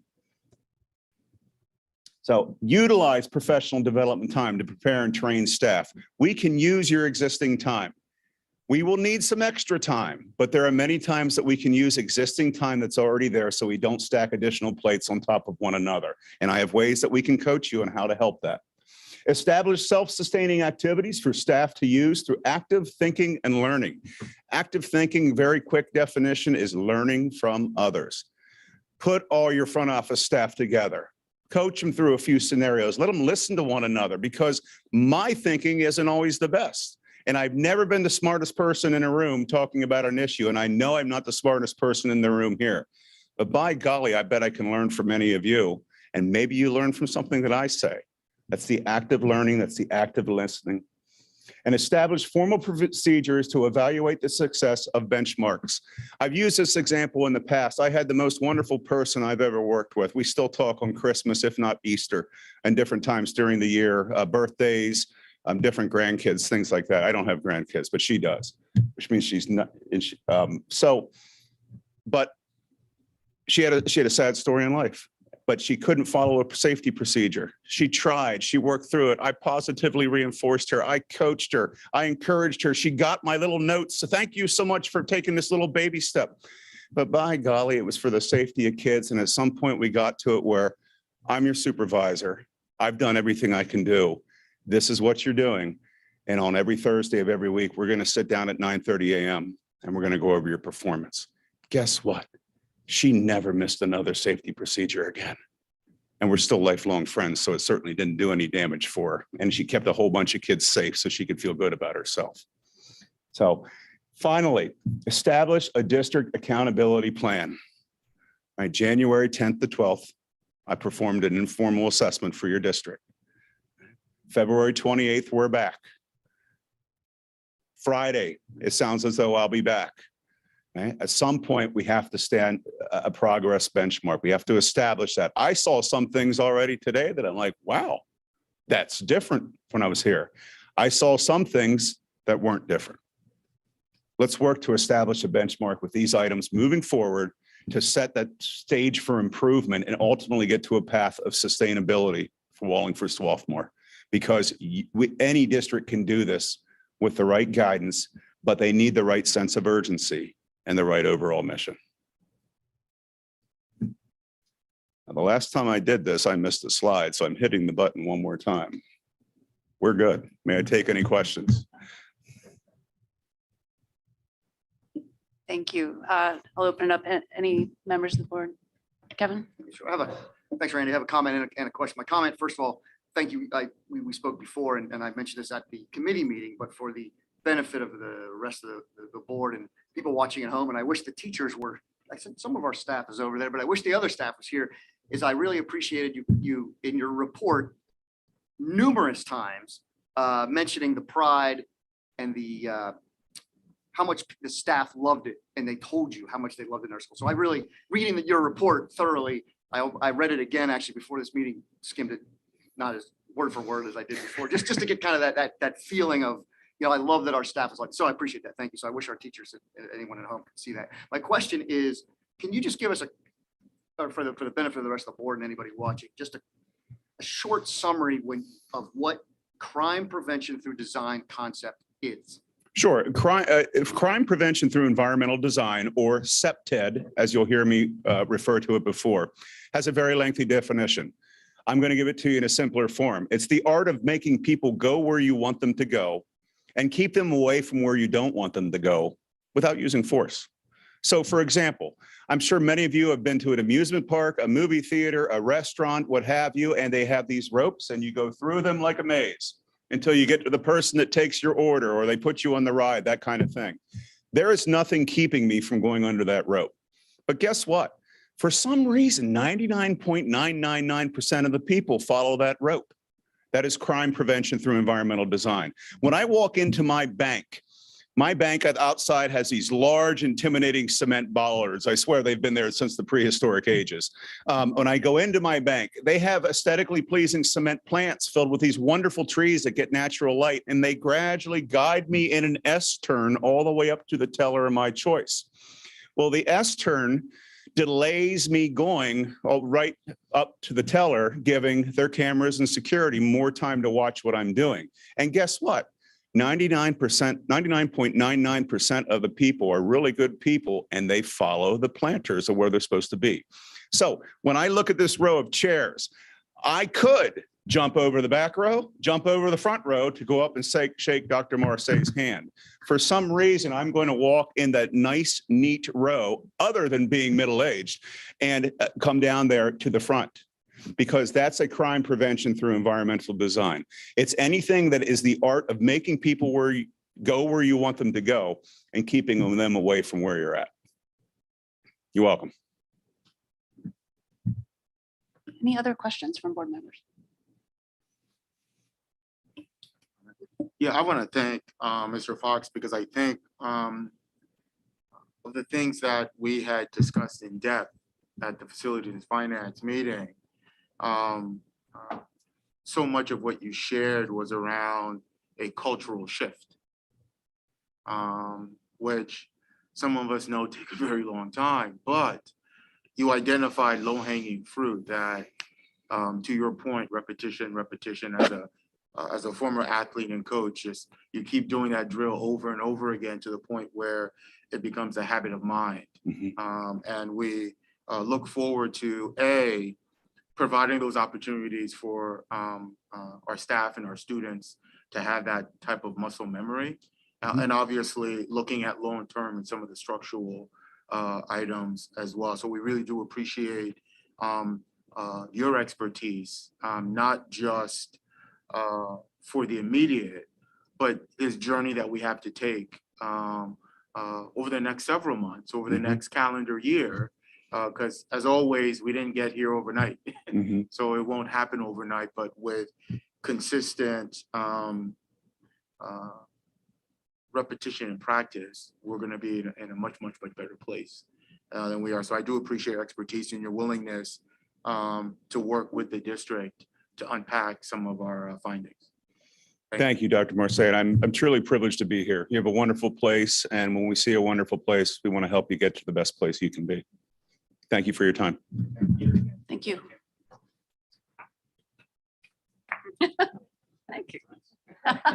Love it. All right, that takes us to board announcements. And first, I'll note that the board met on February 12th in executive session to discuss personnel matters. And then we have one item on the agenda this evening. Dr. Marseille, I think you'd like to introduce this one related to the PSBA principles for governance and leadership. Yes, thank you, Ms. Walkman.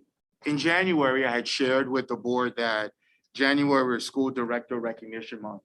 And in that recognition, we spoke to really the role of the board and a reminder about our collective responsibility. And PSBA publishes and documents principles of governance and leadership. I had shared that with the board in January in terms of those core principles around advocating earnestly, leading responsibly, govern effectively, plan thoughtfully, evaluate continuously, communicate clearly, and act ethically.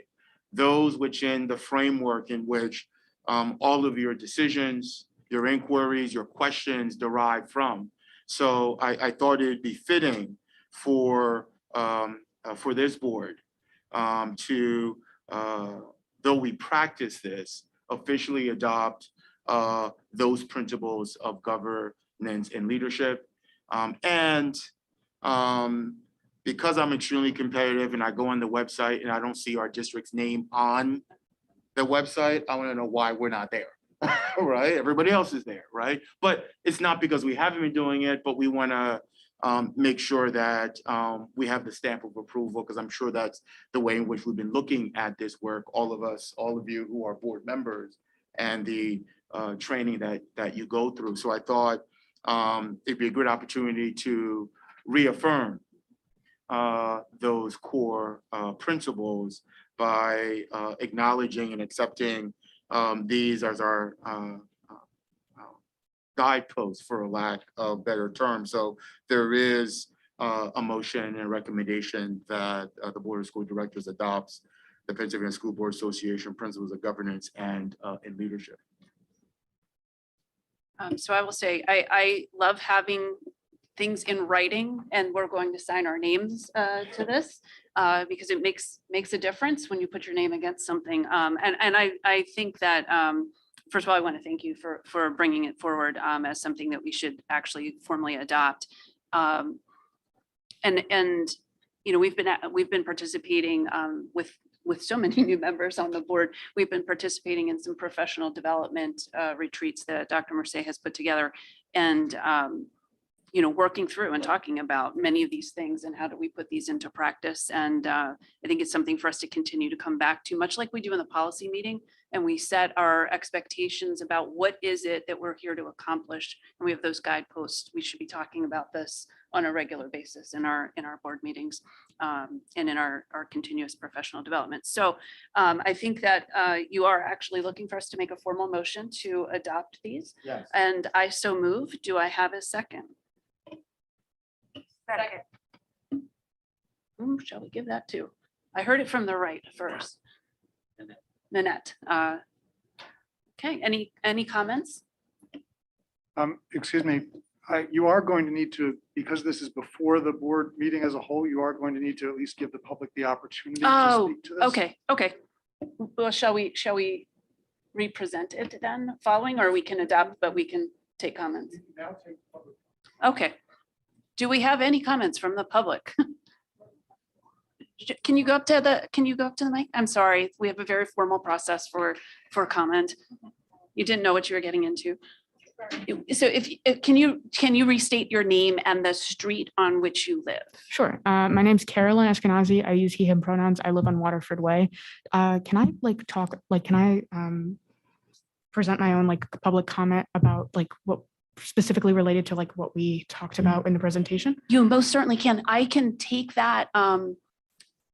Should we just move right in the next audience section? recognition, but Yeah. we're taking comment on the principles of government. Okay, so and then I leadership. will. We'll call you right back up in just a Yes, moment. Thank yes. you. And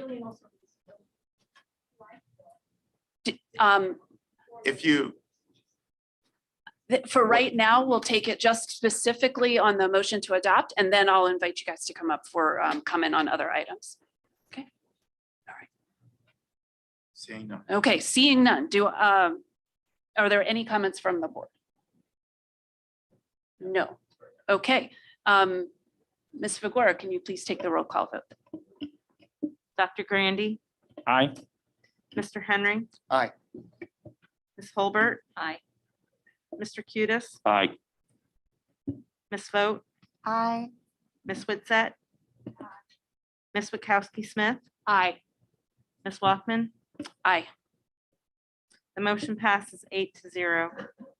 Okay, thank you. All right, that takes us then, now this is our next audience recognition section of the agenda, but the first audience recognition portion of the agenda is for items that we vote on this evening.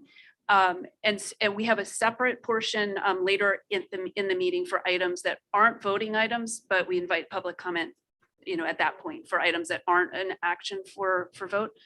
So does anyone have comments for items that we are voting on this evening on the agenda?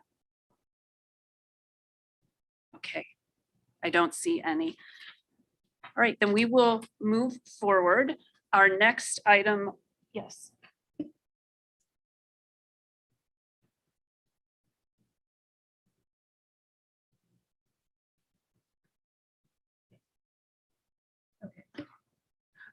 Mr. Berman, could I make a motion to allow our students to speak on items not for action on the agenda so that they can get home at a reasonable hour? Absolutely. You can change the order of operation here, but you may, if people wander in, you just may need to give them an opportunity later as well.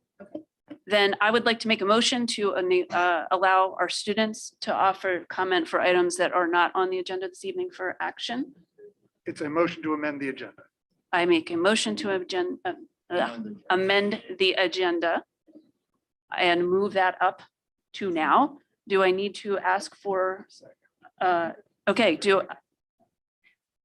there a second? Is there a second? Second. Okay, All those in favor? all those in favor? Aye. Okay, you may now, as you approach, if you will state your name and the street on which you live. Hi, I'm Jillian Thomas and I live on Harvard Avenue. Okay, and then can I just? Yes. The average person goes to the bathroom about 6 to 8 times a day. And for most people, it's a pretty automated task, especially at school. You take the hall pass, you go to the bathroom, and you come back. But sometimes it's not that simple. For trans and non-binary youth, it is often an anxiety-filled event, especially for teens whose gender does not correlate with male or female. It is a task simply to decide what bathroom they feel most comfortable using. Trans and non-binary individuals already face discrimination and harassment in many aspects of their lives, with 2021 checking in as the year with the highest amount of discrimination and violence against transgender people on record. So it is the bare minimum that we offer them a bathroom that they feel safe using. However, beyond our high school, it is equally crucial that we implement policies that allow gender nonconforming and transgender students of all ages to feel safe in their schools. Gender expression and identity are present throughout these students' lives, and by allowing them access to comfortable restrooms from an early age, we are actively affirming their identities. This summer, my summer camp started the conversation about gender-neutral bathrooms, and while no progress was made there, I see this as an opportunity to continue not only this conversation, but to put a plan into action. The Trevor Project, an LGBTQ youth organization, reports that trans youth have a 40% lower suicide rate if they have accepting adults in their lives. So I implore you to be those accepting adults and help our administration be those adults to our children. Thank you. Thank you very much. Can you just once again state your name and the street on which you live? Thank you. Hi, my name is Carolyn Eskenazi. I live on Waterford Way, and I use he, him pronouns. I am a sophomore at Strathaven High School. I wanted to preface this that like before I came here, I was very frustrated. So this may come out as very, I don't know, aggressive, sorry, but also kind of not sorry because I'm still frustrated, even after being happy to hear all these, hear support. So yeah. While what I am discussing today is related to the GSA, what GSA previously presented, this is on behalf of my experiences and opinions, unless otherwise noted on. I'm here to talk about the lack of response and actual progress being made after the school or administration is asked by a student or group. This is not the first time something like this has happened. For example, /recap, I'm non-binary. This is like basically a recap what I had said here. I'm non-binary. I wanted to use the gender neutral bathroom. Lack of accessibility, single stall or stalled. It forces people to be into a situation where they may need to unnecessarily out themselves to people that don't need to know. So again, I asked an administrator to what the routine was on what was happening on unlocking the unisex bathroom. I was told, like I said, we're working on it. Again, that was in September/October. I was given the option to use a nurse's bathroom, and while I deeply appreciate that, and I use it every single time I need to use the restroom, it is not accessible. It is forcing a student to out themselves. I need to reiterate this because it's so important. As I know many people who would appreciate it without having to out themselves and potentially out themselves to their parents, which could pose themselves in a very dangerous situation, especially the people I know. I did not hear a response back without asking for it again. I have to reiterate this. This may be different and I may have not known, but I wish that people maybe told me that they were working on it. I felt that I was being ignored and dismissed. I think a lot of my peers also felt that they were being ignored and dismissed after I talked about this stuff. Again, I did not hear back 4 months with no feedback, response, or progress. I had to bring up the idea in January in a GSA meeting to go to a school board meeting because nothing was being done. GSA had to do hours of research. I wonder how many months it would have been until they actually started to unlock unisex bathrooms if we hadn't asked for a meeting. This is unacceptable. When a group or student brings up an issue, we shouldn't be met with nothing, but we were, and I hear so many that do on a wide variety of different issues. I wish this would change. When I talk to adults or students about making change in schools, like adequate access to gender neutral bathrooms, something along the lines of, Carolyn, they're not going to do anything, or they never do, is something that is a very common something that I hear. It's heartbreaking because I wish that wasn't like that. While St. Months, this isn't just about gender neutral bathrooms. This is about a wide variety. I'm done. Okay, change the gut feeling that when I stop speaking, I'm going to come out and I'm going to be ignored. Please change that gut feeling that I have because I'm not the only one. I don't think so. Change how this district responds, please, and thank you. Thank you for your comments. Do we have other comments this evening? No, no, I was just asking if we had any further. No, you're fine. Thank you.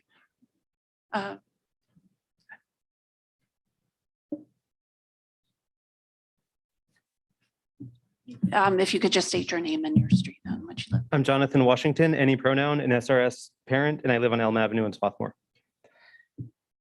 Regarding the masking policy, I would advocate for at least a more conservative transition threshold for masking, the use of better and non-self-reported metrics, and additional efforts to improve ventilation in the schools. But I'm most disappointed by the board's lack of consideration of the most vulnerable among us, the lack of transparency in the process, the double standards, and your unwillingness to listen. In terms of the process, why has the health and safety plan not been voted on since August? There was very careful discussion of it this summer, down to minor details weighed individually that were approved unanimously. The entire plan has been overhauled since then without public discussion by the board or any sort of public vote. To the contrary, there's been unanimous lack of dissent. Not many of you have district children with medical conditions that put them at increased risk of severe illness from COVID-19 or loved ones who are still not eligible to be vaccinated. And you're failing to take into account the perspectives of those who do. As a committee, you are lacking certain dimensions of diversity, making decisions by groupthink and ignoring other perspectives. Unsurprisingly, the result is an exclusionary policy. Masking is a matter of equity and inclusion, and this district is failing. This district is full of parents who are qualified to offer specialist guidance, from public health experts to physicians to mental health professionals. Many of them are trying to tell you that you are too quick to implement this policy shift, that your metrics need adjustment, that there's more you could be doing to ensure safety in the schools, but you haven't given them a forum. Who better to offer insight on these matters than credentialed district parents? Why not let their expertise and experience factor into your decisions? The use of self-reported building level case counts puts an even stronger incentive on underreporting positive results. Parents don't want their kids to be the reason the school shuts down, so they aren't reporting their positive COVID tests. You can fix this. Use county level data. Of course, our district isn't perfectly represented in those numbers, but it's a baseline provided by epidemiologists tracking the pandemic in a more agnostic way, not families self-reporting to a school nurse. I'm also disappointed by the messaging. Why is the process to indicate to the school that your child will remain masked? Even with no policy changes, making masking opt out rather than opt in would make a huge difference. And reframing the messaging to masks encouraged as opposed to masks optional would be a big step towards greater equity. I'm also curious why the school isn't considering even informal accommodations for those with conditions that make them more vulnerable. Something as simple as reseating students so that someone with lung disease can be around consistently masked peers. Students with conditions that preclude mask wearing have received exemptions under the former masking policy. So why can't other accommodations be made for students whose conditions require masking around them? How many children would have to suffer severe illness from COVID contracted at school? How many family members would have to die from it for you to consider this policy the wrong decision? Or will you hold your ground even in the face of death and suffering in the district? This is a rhetorical question, although I doubt any of you will actually respond. This is not a rhetorical question. Finally, if the question is about not if masks become optional, but when, then why the rush? According to the Pennsylvania AAP just last week, taking away masking a little bit late has far fewer negative and terrible consequences than removing masking a little too early. Give it a little more time. Thank you. Thank you. Any further comments from the public? Okay. Thank you very much for coming. All right, back to our agenda. All right, next up on the agenda is, next item for action then is our minutes. And we have the approval of the January 24th, 2022 regular business meeting minutes. Do I have a motion? So moved. And do I have a second? Second. Any comments? All right, Ms. Fagora, will you please take a roll call vote? Ms. Holbert, Aye. Mr. Cudis, Aye. Ms. Vogt, Aye.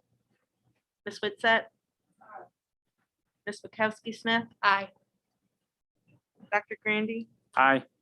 Mr. Henry, Aye. Ms. Walkman. Aye.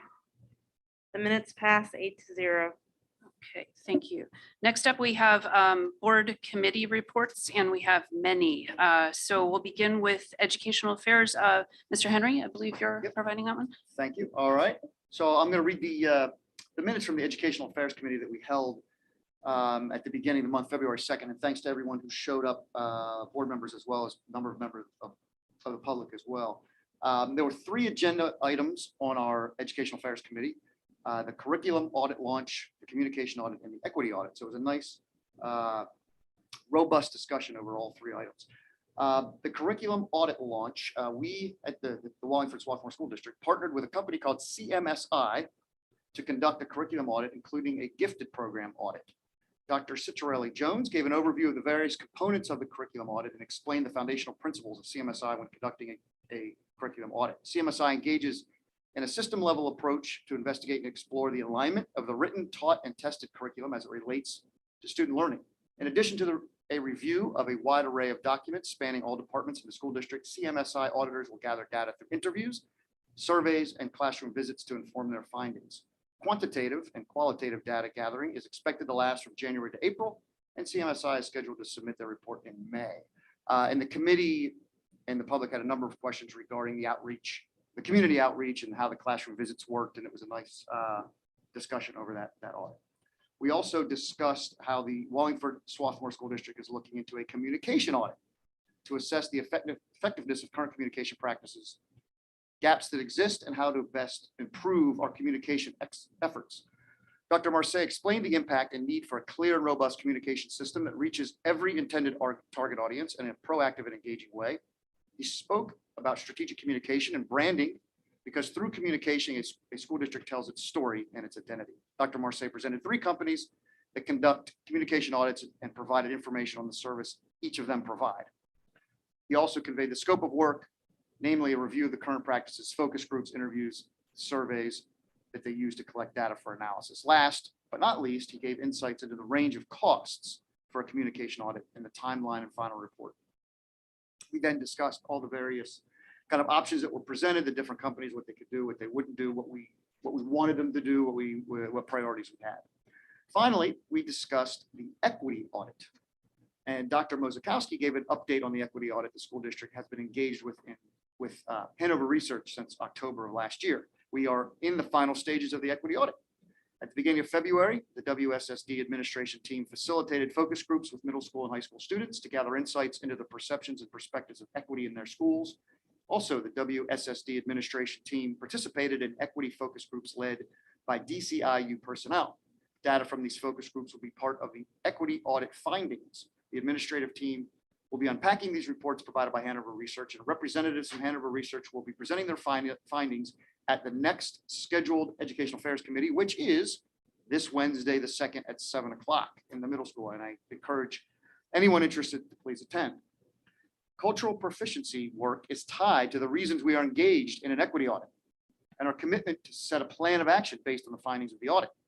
Dr. Marseille explained the interconnectedness and impact of the school environment on students' identities in teaching and learning. He provided supporting resources such as the Cultural Proficiency Continuum and information from the PDE Equity Hub website. Dr. Marseille presented a framework to deliver, support, and sustain cultural proficiency work in our school district. He went over the different tiers of the framework that involve district administrators, building administrators, cultural proficiency teacher leaders, and student ambassadors. The cultural proficiency teacher leaders will be WSSD teachers who apply for this posting and will be compensated with a supplemental stipend to lead this work in their buildings while working collaboratively with the administrative team. The framework is designed to be a practical, comprehensive, and sustainable ecosystem that fosters belonging and inclusion among all stakeholders within the school district. Dr. Marseille reiterated the importance of giving space and time to teachers, administrators, families, and students in an intentional and focused way for cultural proficiency to become an integral part of the WSSD ecosystem.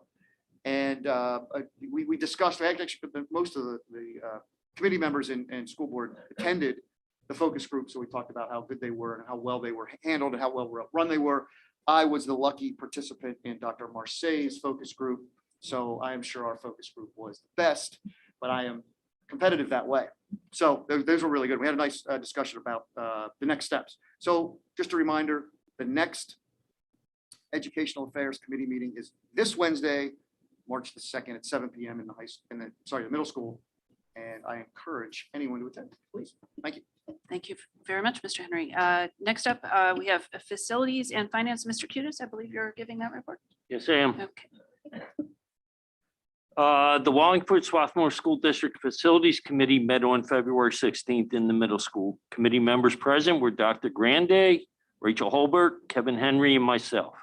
Other board members attending were Kelly Wagman, Jennifer Lenz, Wendy Vogt, and Mary Jo Witowski-Smith. Administration present were Dr. Marseille, Mary Martin, Mary Figura, and AJ Citroni. Peter Klobunde presided. After approving the minutes of the January 19th meeting, the committee received two presentations, one covering district physical security, which we heard from Randall Fox tonight, so I will spare you those details. I can't do them any better. AJ Citroni, the district's Director of Informational Technology, briefed the committee and administration on the current and planned IT infrastructure, connected devices, and maintenance to include short-term upgrades and long-term replacements. Mr. Klobunde gave an update of the 2021-2022 capital projects currently underway. The high school secure entrances is still awaiting 2 security windows. Temporary glass is in place. Wallingford's elementary partial roof replacement has been awarded and materials ordered. The contractor has warned the district of a long lead time for the roof insulation panels, estimated to be 6 months. The replacement for the malfunctioning swimming school board has been ordered and delivery is imminent. Open Skies application for the solar panel project has been approved by PICO and materials are now being procured. Mr. Klobunde reviewed the proposed 2021-2022 projects being investigated and developed by operations. The Trinity window and roof replacements at Swarthmore Rutledge Elementary, electrical and lighting controls integration, exterior structural crack repairs, and the turnstile installation. At the middle school, repair auditorium sound controls, the marquee sign, and access controls. At the high school, Kingfield ADA modifications, asphalt maintenance, auditorium lighting and sound controls, marquee sign, and locker room renovation design. Mr. Klobunde talked about needed capital funds and provided some information he had gathered on grants, incentives, and rebates currently are about to become available.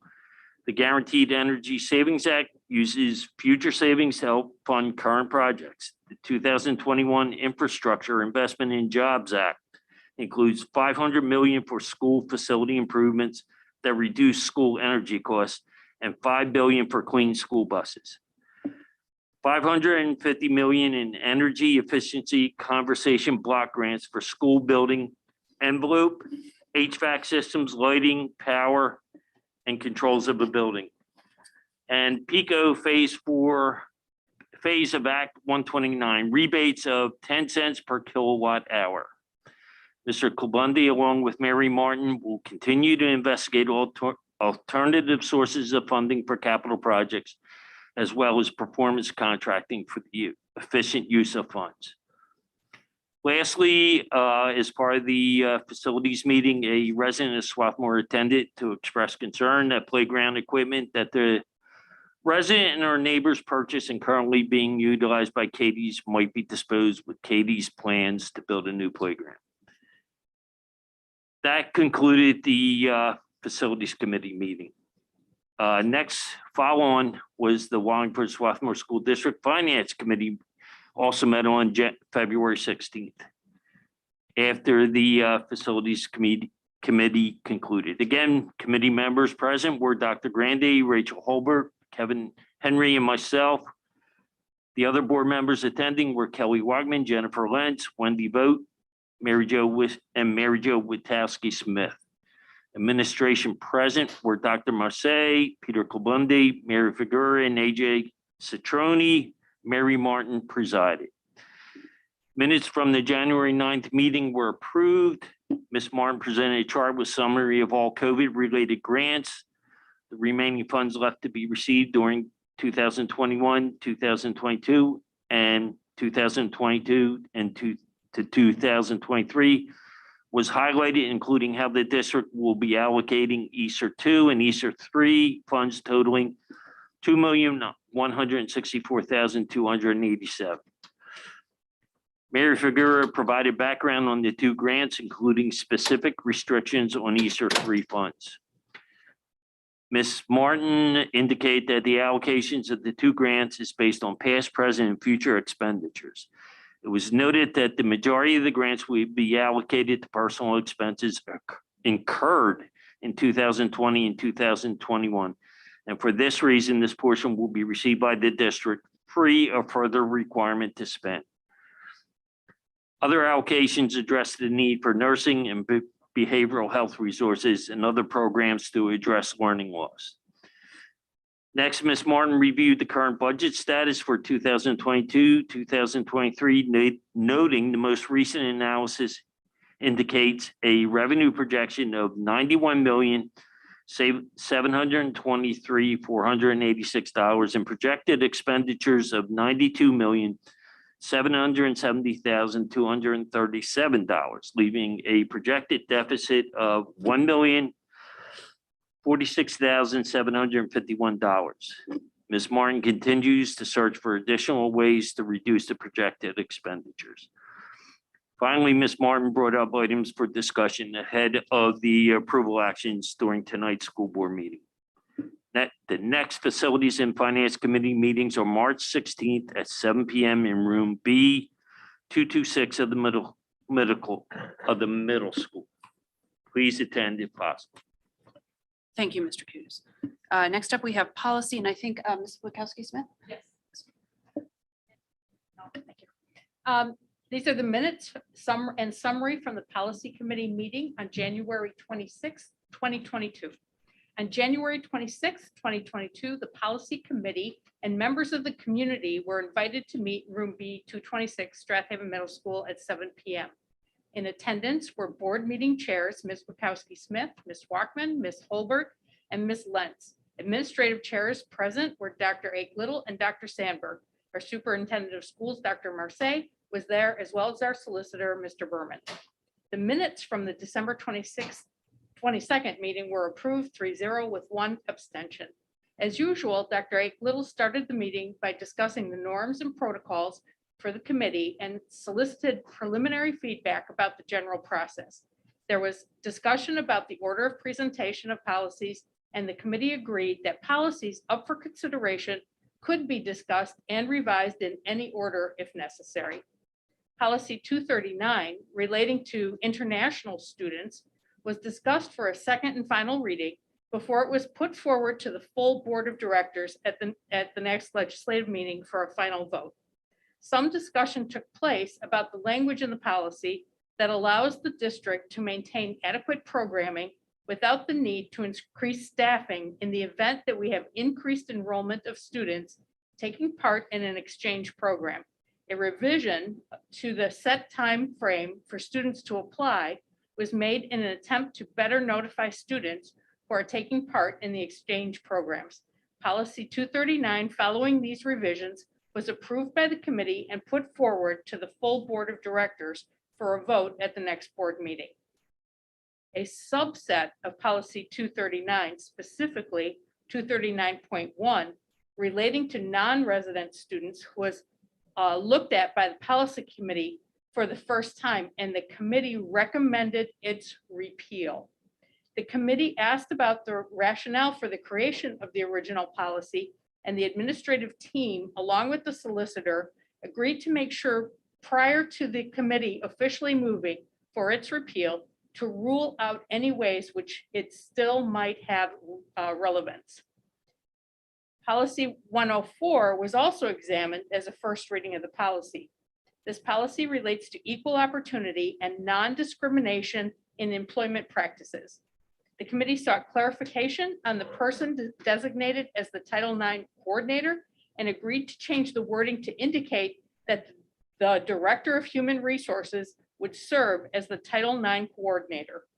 Also, clear steps outlining a model of progressive discipline were requested from the administrative team in preparation for the next policy meeting.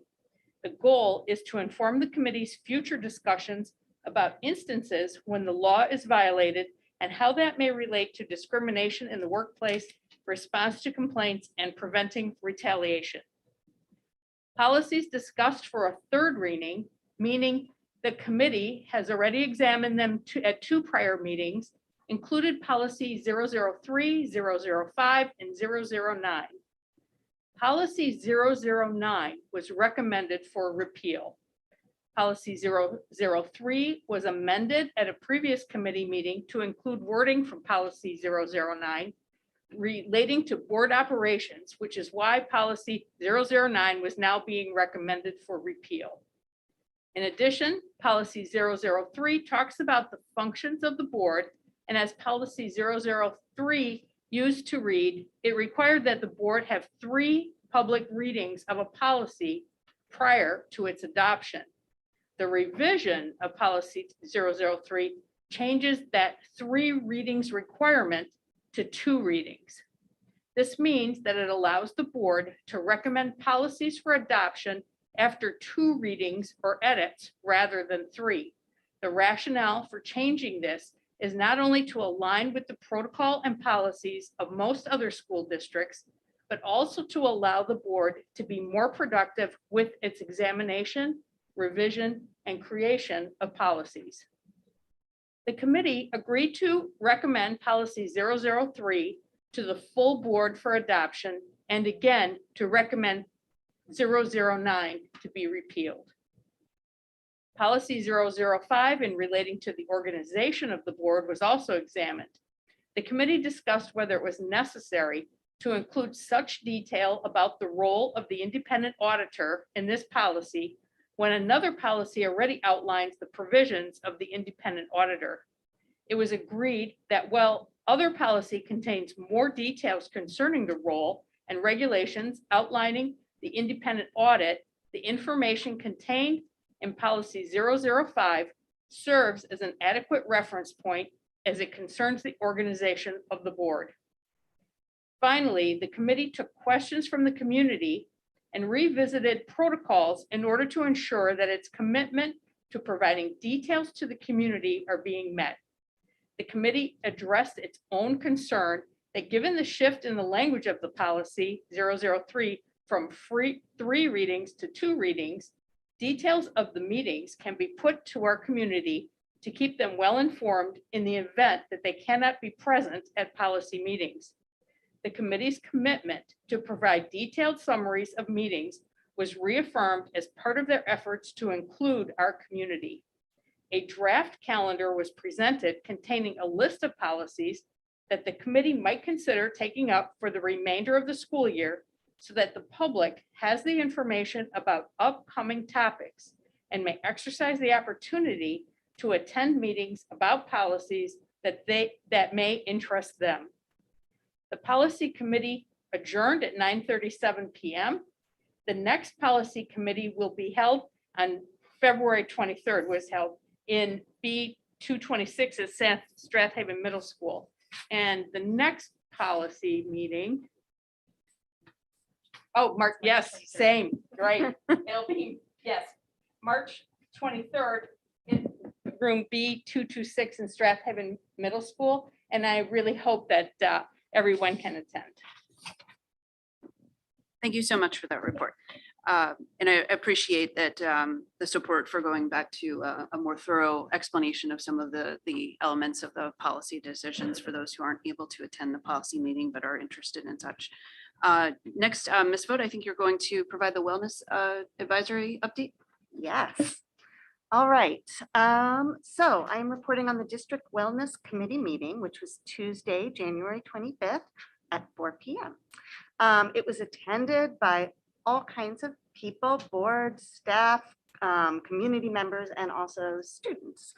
So it was a really great conversation. There were 7 agenda items, but I only have brief things to say about each. The first is the committee goals update. So The group discussed the 2021-2022 nutrition goals and noted that they are on schedule with our end of the year timeline. The second agenda item was food exemption follow-up. The district food exemption guidelines were addressed with the group, and that is policy 246. The food fundraiser exemption request was shared and also discussed amongst all of the people who attended. The third agenda item were updates from the nutrition group.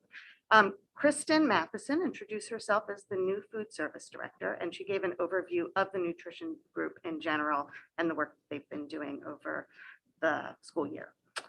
The fourth agenda item was labeling of food ingredients. There was a concern that food ingredients weren't fully labeled for lunch and breakfast. And so Kristen Matheson is going to do a quick fix for labeling of all ingredients. And she's going to reach out to the corporate headquarters to have everything updated on the menu so people can see, one example was what kind of meat might be in something. Fifth item, perceptions of the use of cell phones and social media on mental health. This was actually a really interesting and balanced discussion. And we used newsprint and discussed in small groups. There were both pros and cons that were noted. The pros were connecting with people, having fun, entertainment, sharing of news and information, collaboration, well-being apps, and sharing of photos. And the cons were negativity, content, news like that, negative content of news or information, or getting that information when you're not really in the mood to have it. Time in isolation, sleep deprivation for those who keep their phone in their room when they're going to sleep and stay up. Predators, bullying, instant gratification, scams, disinformation, safety issues, and legal ramifications. There were 2 students who were part of the conversation, and when asked if they would give up social media, one said yes and one said no. So it was an interesting conversation. Okay, 6th agenda item was presentation by Danielle Bertoni. She is a Strath Haven Middle School counselor, and she gave a presentation on middle school mental health in general and all the services that are provided by her department. She provided a detailed presentation on the middle school mental health program and all of the different kinds of supports in place for students. The 7th item was just open floor discussion. A community member shared his idea to survey students regarding their perspectives on what students want in school and what is important to them.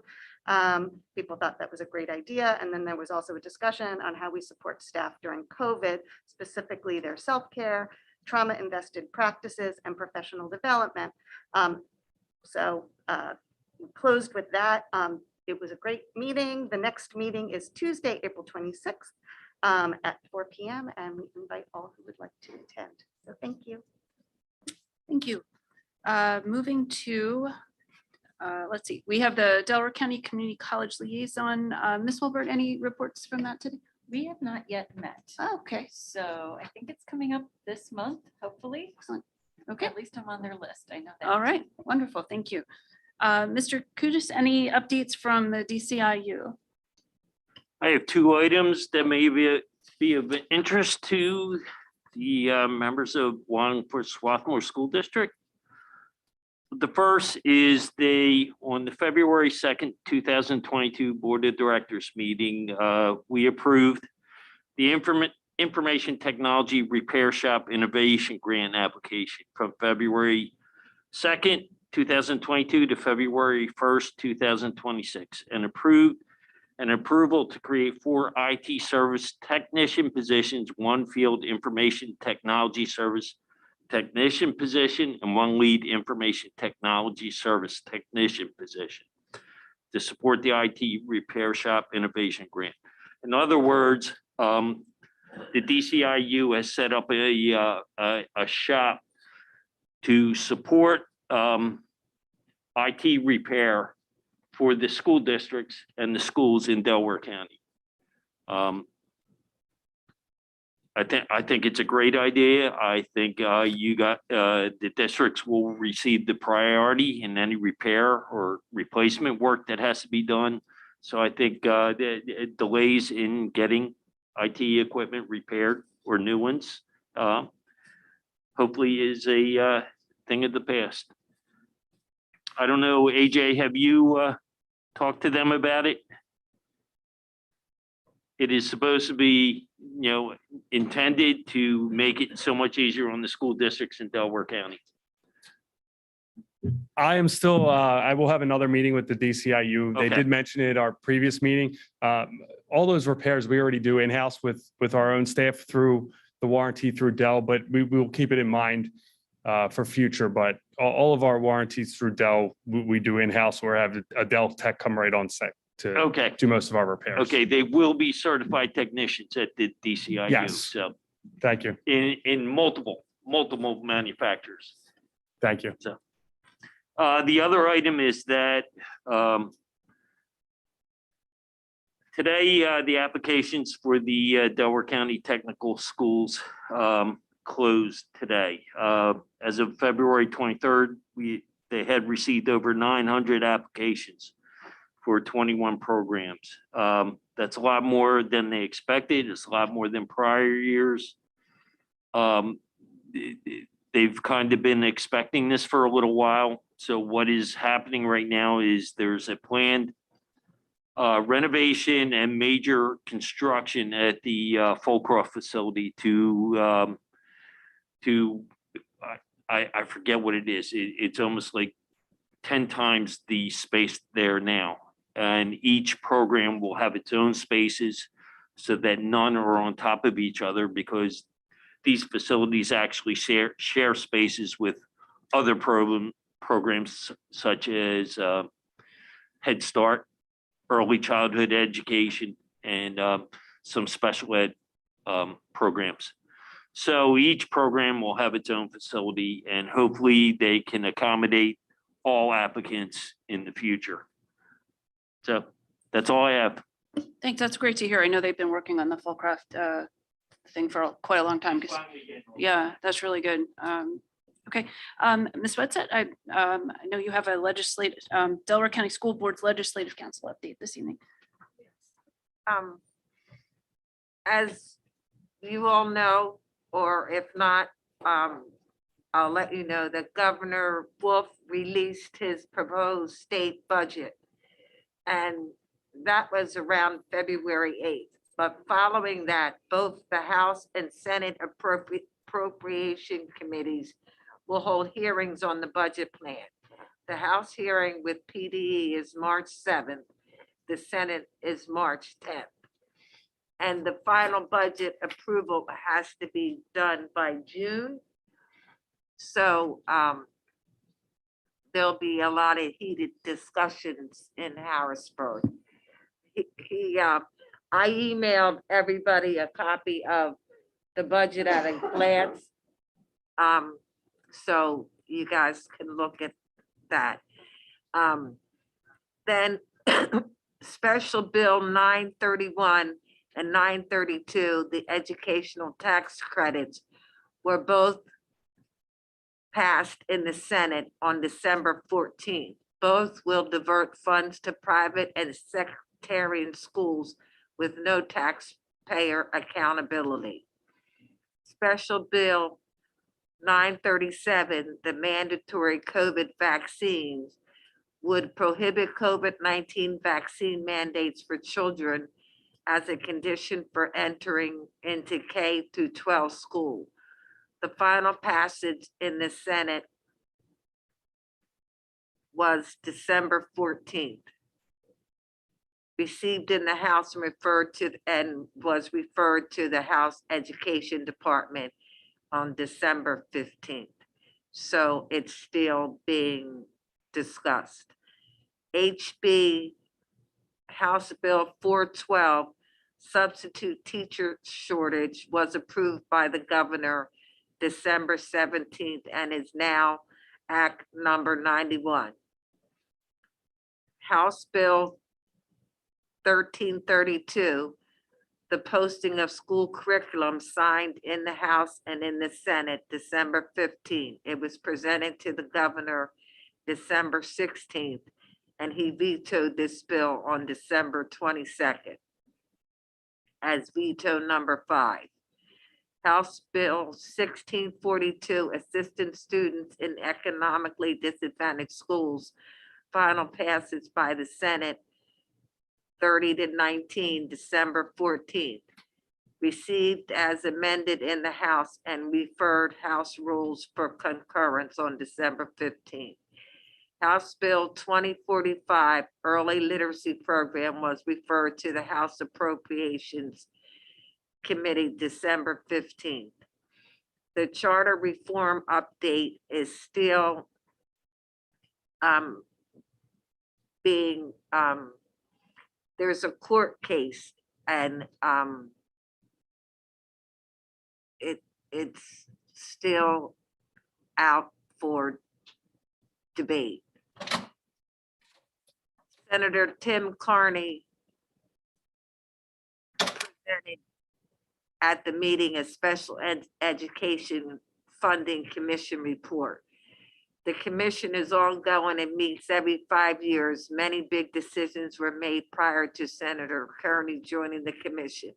In 2019, the commission voted to prohibit members from discussing charter school findings to the public. Senator Curry voted against this as he felt that there was a lack of transparency to the public on the commission's findings. A new report was published in December and makes recommendations, including special education funding formula changes, transparency, and the contingency fund. The commission is reconstituting in 2024 with no delay due to COVID. The Ideal Full Fund Act is House Bill 5984, and Congressman Mary Gay Scanlon has presented on this at the meeting. And she basically said that the federal government has never lived up to their commitment to fund IDEA. And HR 5984 is one of the first bills that she signed on to.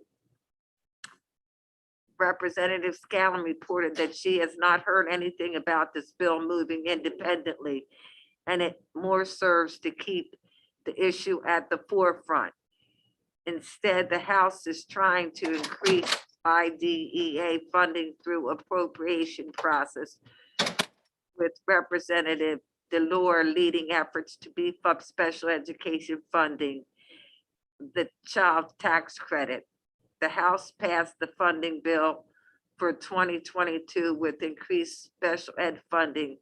However, the Senate has not yet passed it and is under pressure to do so by February 18th. Negotiations are still happening, and this funding increase stays then will be the largest increase in IDEA in 20 years. And it includes 2.6 billion increase for IDEA Part B state grants for a total of 15.5 billion. 105 million increase for IDEA Section 619 preschool grants for a total of 502.6 million, and 250 million increase for IDEA Part C infants and toddlers for a total of 731.8 million. Representative Scallion requested that we convene regular meetings for informal conversations between school board members and her office, including state legislators.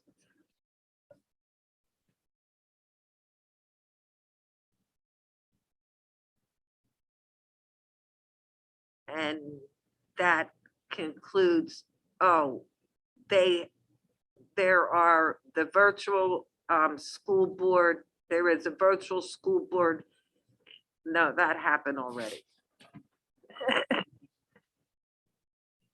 They have an all school district monthly exchange, which is the third Tuesday of each month, 12:30 to 1:30. It's virtual, and it's open to all school directors, and they have a new school director exchange, which is the third Thursday of each month. And that's for newly elected school board members, and that's through the Pennsylvania School Board Association. And that concludes my presentation. Thank you so much for that. Can we ask you to share, like you may have already, have you shared that with the full board, maybe in an email separately, so that folks know how to access the exchange information? Oh, I can. That would be great. Just because you covered a lot of important information. That would be great for everybody to have that. Thank you. And then finally, we have a PSBA update.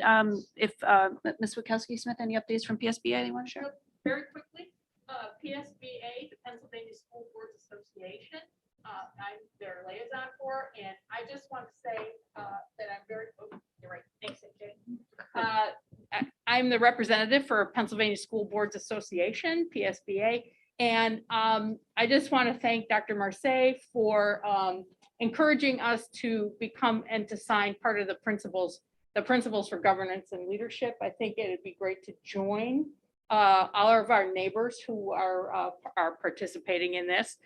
Just to let you know that this month PSBA has been focused on the budgeting process and the role of the school board. So I'm happy to report that our new budgeting software that we've purchased, and that the utilization of that software by our budget director, Mary Martin, is in line with recommended standards, and that the transparency noted in our finance report includes our detailed financial statements and the treasurer's report. So we're very pleased to be making progress in that direction. Also, federal ESSER fund 3 funds, elementary and secondary school emergency relief funds, now require districts to apply for funds and to apply them appropriately. I'm happy to report that Mary Figueroa has applied for and been approved for Wallingford-Swarthmore School District funds, which what I hear is a rather lengthy application process, and that we're on track to support our students with increased mental health supports and programs to address learning loss due to COVID. So thank you for doing that. The Pennsylvania Department of Education is also recommending that schools review their data security plan. The board listened to our security plan as presented by AJ Centroni in our facilities meeting, and AJ reported that we are in the top 10 districts for providing secure data system, and that both prevent students from viewing inappropriate materials and, importantly, for blocking hackers from access to district data. So we're all three. I was just very proud to be able to say that we're right there. So and then, as you heard, the governor's budget is under review, and we'll keep you posted. Thank you so much. I think it probably is a nice segue to revisit the topic of taking the motion for approval of the PSBA principles for governance and leadership. And so I so move. Do I have a second? Do we didn't actually. We voted to modify the agenda. Yep. Then we paused. So I have it down as 8-0. That was to modify the agenda, I thought. Right. No, we did the principles. It was a roll call vote. The motion to amend the agenda that came second was a roll or just a vote as aye. It's been a long meeting, so some of us remember doing it and some of us do not. Okay. It's in the record with a vote. All right. That will take us then to personnel. We have 15 items for action in personnel. Are there any items on the list that anyone on the board would like to separate from the rest? No. Okay, here we go.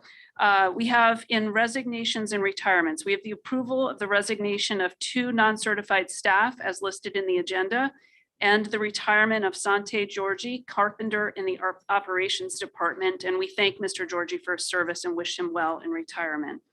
In appointments, we have the approval of 2 appointments. In certified staff, we have Ruth Garrett, long-term substitute guidance counselor at the high school. In non-certified staff, we have Alyssa Parsons, long-term substitute instructional support at SRS, and Eileen Conry, instructional support at WES. We have the approval of 1 leave of absence as listed in the agenda. We have the approval of 3 changes of assignment as listed in the agenda. We have the approval of the appointment of Mrs. Marlena O'Kane for the Safe to Say work for the remainder of the 2021-2022 school year as stipulated. We have the approval of the addition of Jonathan Blake at SRS as the 4th grade digital literacy curriculum writer for the 2021-2022 school year as stipulated. We have the approval of Carrie Reese and Audrey Ennis as mentors to new teachers during the 2021-2022 school year as stipulated.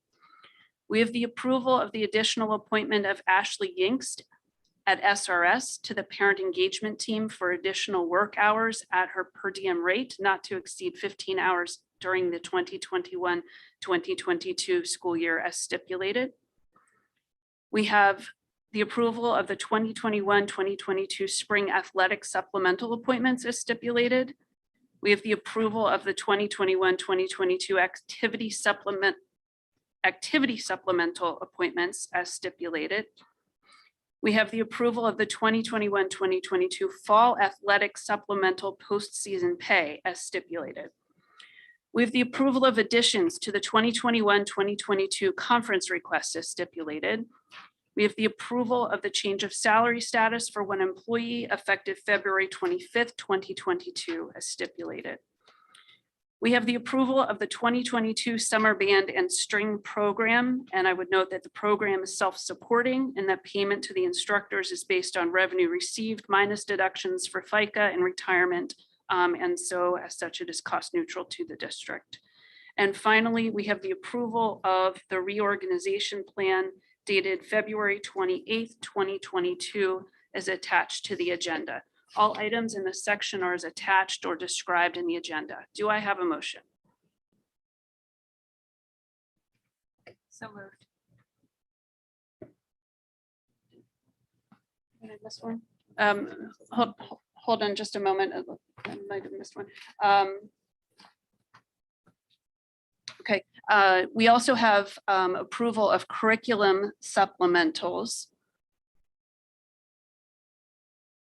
The administration recommends that the Board of School Directors approve the change of appointments to the 2021-2022 curriculum supplementals as stipulated in the agenda. And so with that, do I have a motion? All items in the section are as attached or as described in the agenda. And do I have a motion? So moved. Thank you, Mr. Kudis. Do I have a second? Second. Sorry. Okay. Ms. Holbert. Do I have any discussion? I would like to offer actually a couple comments. So I think some of you on the board are aware that in my professional life, I lead an enterprise level performance optimization and transformation program. And so lately I've been reflecting a lot on the synergies between that work and our work here on the board. And in recent days, I came upon an article by a gentleman named Andreas Schleicher, which was published in April 2020. And Mr. Schleicher serves as a special advisor on education policy to the Secretary General of OECD, for those who are familiar with the Organization for Economic Cooperation and Development. And in the article was titled, "How to Prepare Students for Their Future, Not Our Past." And he writes, "In this digitalized global age, the next generation of young citizens will create jobs, not seek them, and collaborate to advance an increasingly complex world. That will require imagination, empathy and resilience, and entrepreneurship, the ability to fail forward. And the most obvious implication of a world that requires learners to constantly adapt and grow is the need to build the capacity and motivation for lifelong learning." And I thought about that and how everything in those statements is rooted in the need for us to prepare students for a world in which the velocity of change is going to be like unlike anything that we've seen in the past. And we can't do that without critically examining where we are today, where we need to go, and what's it going to take to get there. And that brings me back then to the proposed reorganization plan.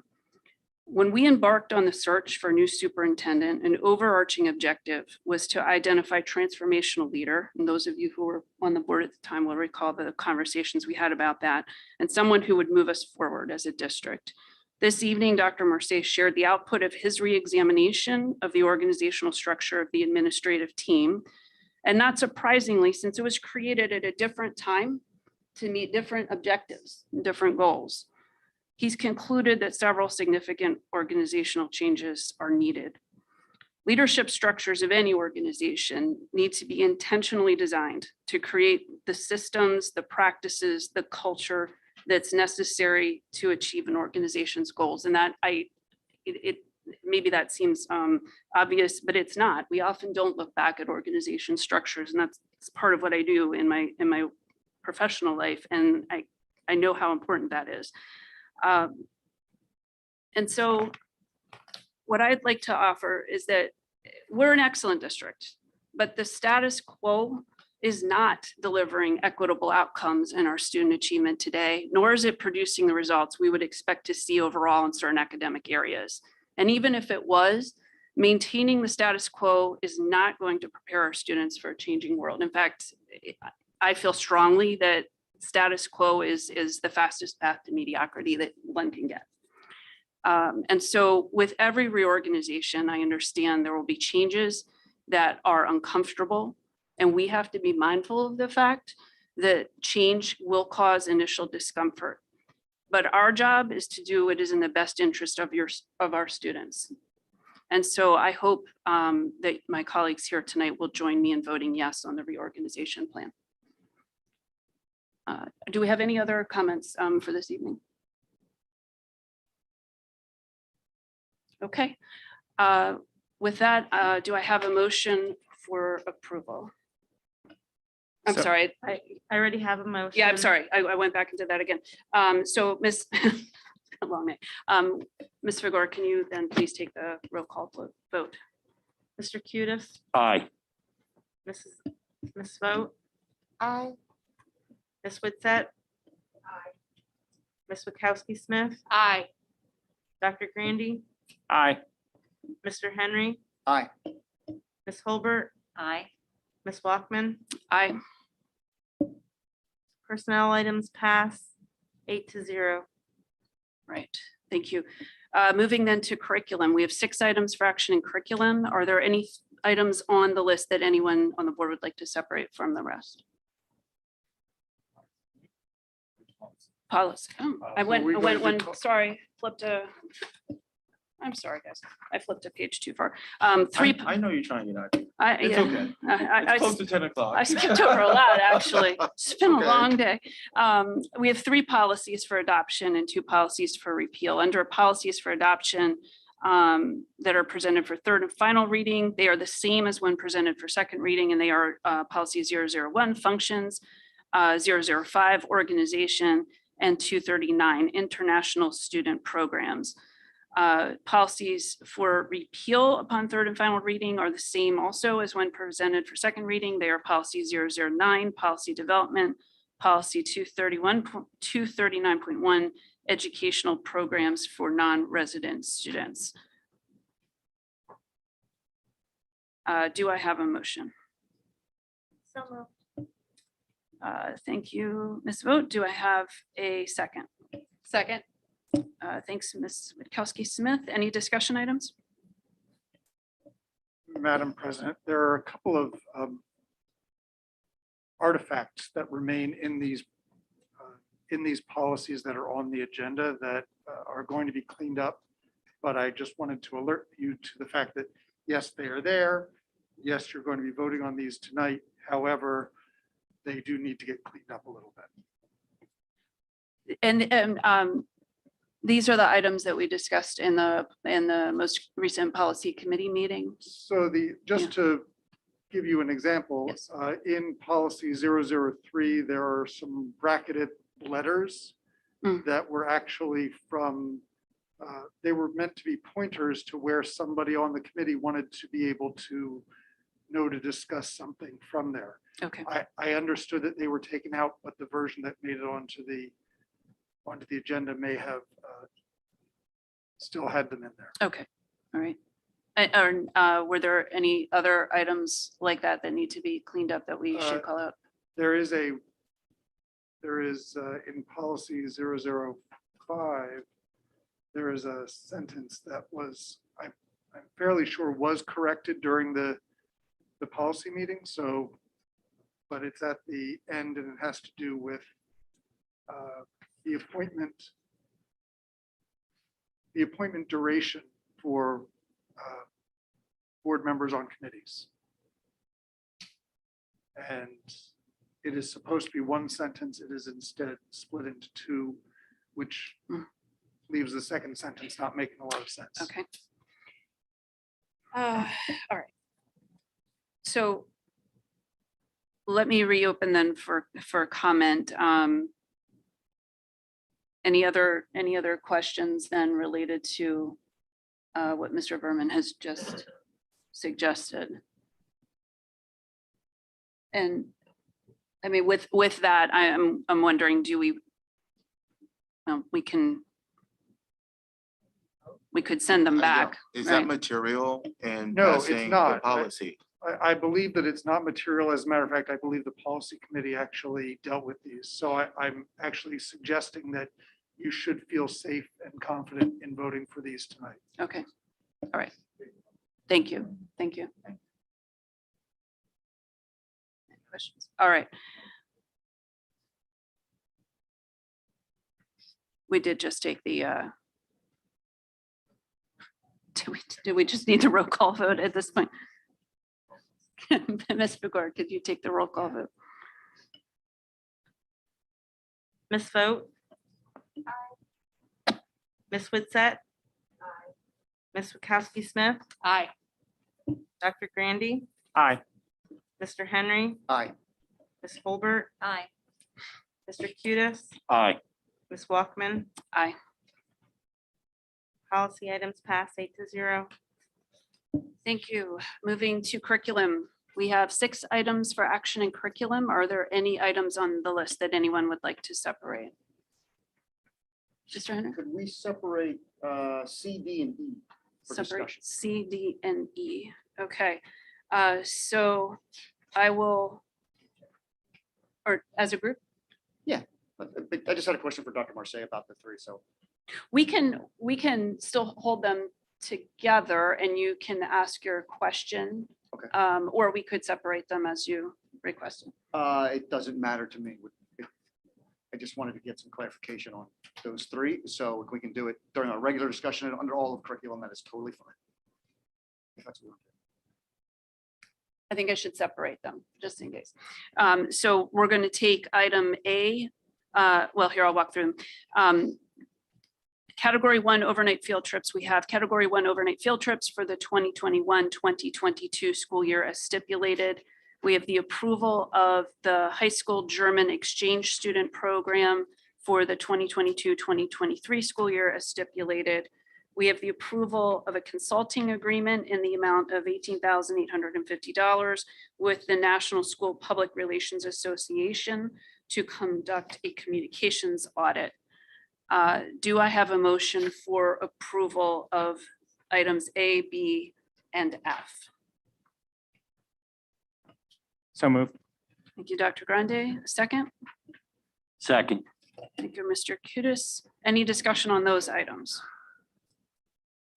Okay, Ms. Fagor, could you please take the roll call vote? Ms. Vogt. Aye. Ms. Witset. Ms. Wachowski Smith. Aye. Dr. Grandy. Aye. Mr. Henry. Aye. Ms. Holbert. Aye. Mr. Cutis. Aye. Ms. Walkman. Aye. Those items pass 8-0. Okay, then returning to items C, D, and E. Item C, we have the approval of the consulting agreement for Dr. Sharon Ravitch an independent contractor to support the implementation of the equity audit, cultural proficiency, equity and inclusion and belonging. Payment for services rendered under this agreement shall not exceed $30,000. We have the approval of a consulting agreement with Dr. Jean Stanley of the Watershed Counseling and Consultation Services in an amount not to exceed $12,000 to support the same, the implementation of the equity audit, cultural proficiency, equity, inclusion, and belonging. And third, we have the approval of the consulting agreement in the amount of $12,000 from Mr. Timothy Fox, Director of the Center for School Study Council at the University of Pennsylvania, to support the implementation of the equity audit, cultural proficiency, equity, inclusion, and belonging. Do I have a motion? Thank you, Ms. Vogt. Do I have a second? Second. Pardon me. Thank you, Ms. Holbert. Comments from the board, Mr. Henry. I just had a quick question for Dr. Marseille. Did we just approve your proposed reorganization plan? And part of that reorganization plan,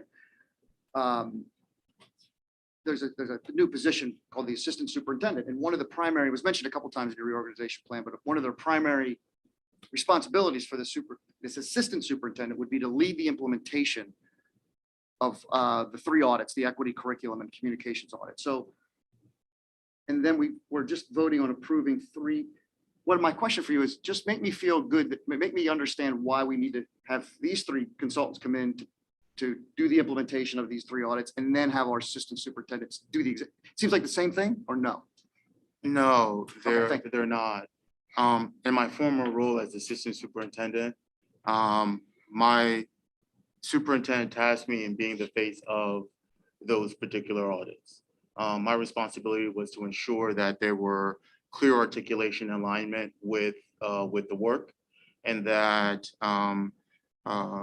members of the student services team, members of the Office of Education were indeed making the actionable steps needed to move that in the direction.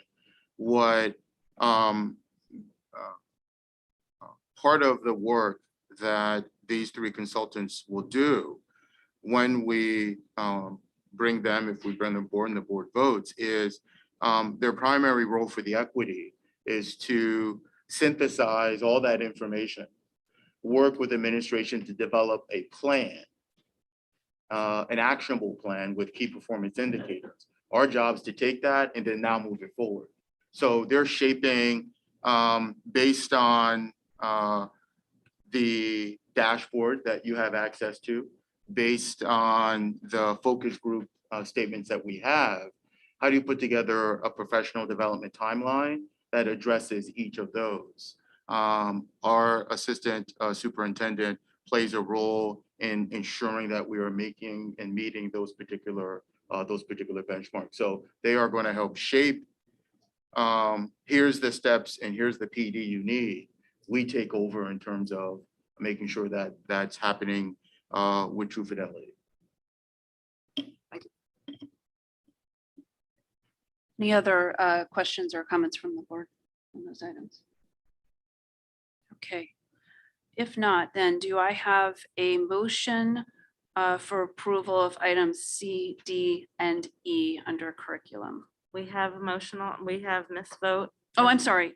Gosh, I can't. And Ms. Holbert. I am so sorry, guys. So we will then go for the roll call vote. Ms. Witset. Ms. Wachowski Smith. Aye. Dr. Grandy. Aye. Mr. Henry. Aye. Ms. Holbert. Aye. Mr. Cutis. Aye. Ms. Vogt. Aye. Ms. Walkman. Aye. Those items pass 8-0. Thank you.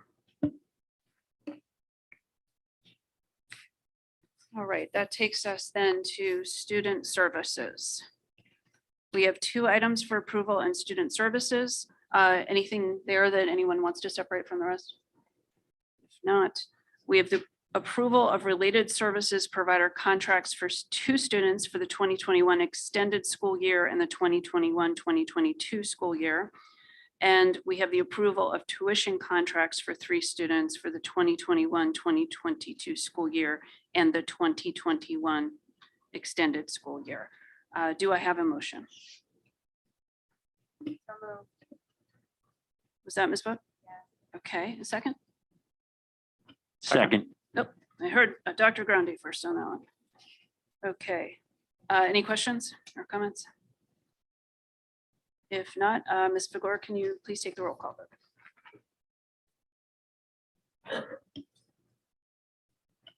Yes, I'm sorry. Ms. Wachowski Smith, Aye. Dr. Grandy, Aye. Mr. Henry, Aye. Ms. Holbert, Aye. Mr. Cutis, Aye. Ms. Vogt, Aye. Dr. Grandy. I'm sorry. That's what I was looking at. I was wrong. Ms. Witset. Ms. Walkman. Aye. Student services items pass 8-0. Thank you. Sorry, I've now extended my confusion to others. I apologize. All right, next in finance, we have 9 items for approval in finance. Are there any items on this list anyone on the board would like to separate from the rest? I'm sorry. Oh, Mr. Henry. I'm sorry. Letter H, please. Letter H we will take separately. Okay, anything else? All right, starting with item A, approval of a tax appeal settlement. We have the approval to authorize Fox Rothschild LLP to enter into an agreement for a property located in Nether Providence Township as stipulated. We have the approval of a wage adjustment for $1.50 per hour for each hour worked, retroactive to January 1st, 2022, continuing through the end of the 2021-2022 school year. We have the approval of Fulton Bank as the district's lockbox provider for the purposes of collecting tax payments beginning with the 2022-2023 school year, including related fund transfer agreement and fee schedule as attached. We have approval of payments to vendors from January 15th, 2022 through February 18th, 2022 as stipulated. We have acknowledgement of receipt of the January 2022 financial statements for funds 10, 32, 51, and 81 as stipulated. We have the approval of budget transfers as stipulated. And we have acknowledgement of receipt of the treasurer's report for December 2021. Do I have all items are as stipulated in the agenda or as attached. Do I have a motion for approval of, I'm sorry, there's one more. Yep, one more. Crown Castle leased fiber renewal. We have the approval of the Crown Castle dark fiber renewal as stipulated. So do I have a motion for approval of items A, B, C, D, E, F, G, and I? So moved. Thank you, Ms. Holbert. Do I have a second? Second. Mr. Cutis, thank you. Any questions or comments? And Ms. Fagor, may I ask you to take the roll call vote on those items? Dr. Grandy, Aye. Mr. Henry, Aye. Ms. Holbert, Aye. Mr. Cutis, Aye. Ms. Vogt, Ms. Witset, Ms. Wachowski Smith, Aye. Ms. Walkman. Aye. Those finance items pass 8-0. Okay, and then we have the approval of the retainer and consulting agreement in the amount of $10,000 for Cardinal Point Homeland Security Group for safety and security services as attached. Do I have a motion? So moved. Thank you, Dr. Grande. Second? Second. Thank you, Ms. Vogt. And do I have comments, Mr.? Yeah, I just, as a board, I saw this was in here. Believe me, I don't question Mr. Fox's credentials or any, actually, he's very good and his report was excellent. So I have his report. We all have it here. We've all read it. I'm not really sure. I get a little wary when we start, there's a lot of consultants in here and we've just approved some. So I saw more of them on here and I thought, do we really need to pay for him to be on retainer when I have his report? And all these things are many of them are common sense. We could do them. So I was just curious as to what we're getting for our $10,000. And a lot of these companies, I mean, they are for-profit companies. It starts and builds, and I'm very cognizant of being, stewards of our community's tax dollars. So I just wanted to know what we're getting, and is it really necessary for us to approve what do they call it, a retainer? Absolutely, unequivocally. And I want to share with this board that this is the tip of the iceberg in terms of the individuals we need in this organization to begin the drastic shift that we need, based on prior experience of other districts I've been in. We want to build capacity so that those individuals are not here for a very long time. But it will take some significant time as you are reading through a number of reports. But I'll go specifically to the retainer for Mr. Fox. Why I believe that is necessary was because though some of those items that you saw were low-hanging fruit, so to speak, in terms of things we can quickly jump on. What I wanted is expertise in how do I build capacity within my organization with those who are leading the work to make sure that we are doing it with fidelity and we're doing it correctly, so that we're not handing over the work to him. We are doing the work. And then when we need his third eye, his opinion on, is this the correct trajectory? Here's the reports that we've revised. Here's the meetings that we are attending. Is this true to the direction in which we're going?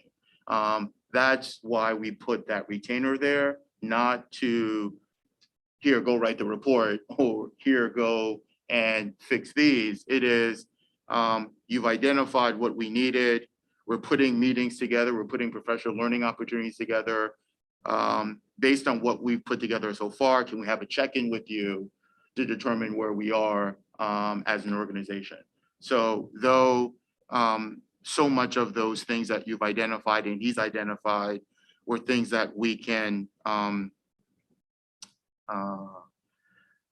do ourselves, I also shared that there are other entities within the organization, other administrators who are going to be tasked to carry that safety and security torch. And as a result, I want to make sure that they get the appropriate tutelage and support they need when that baton gets handed off to them, if they haven't played that role before. So he will play a vital role in making sure that there is smooth transition.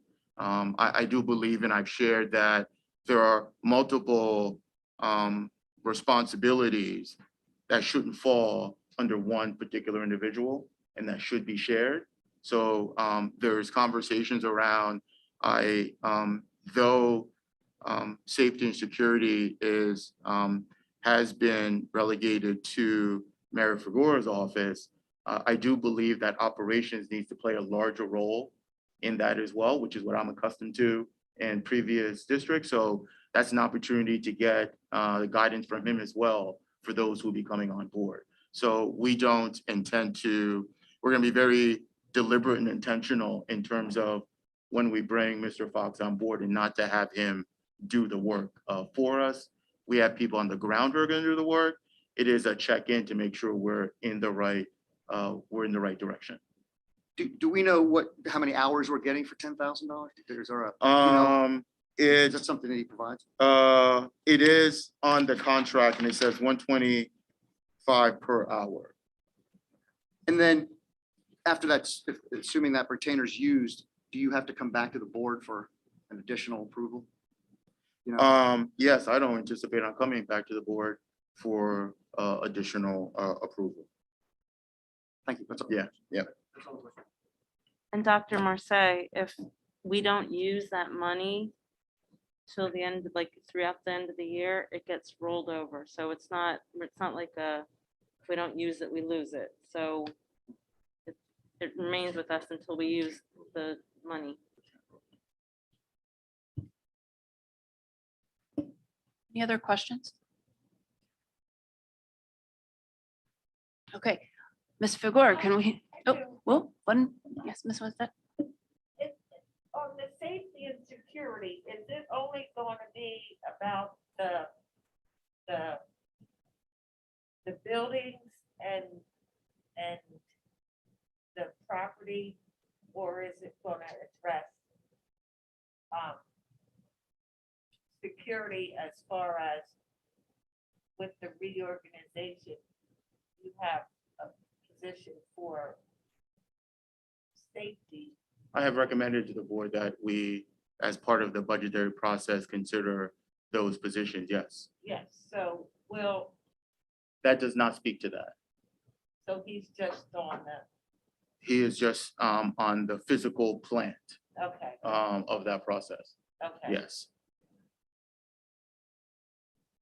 And any other questions? Okay, Ms. Figure, if you could please take the roll call. Mr. Henry, Nay.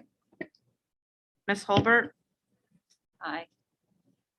Mr. Cutis, Aye. Ms. Lent, sorry, Ms. Vogt, Aye. Ms. Witset, Ms. Wachowski Smith, Aye. Dr. Grandy, Aye. Ms. Walkman. Aye. Finance item H passes 7-1.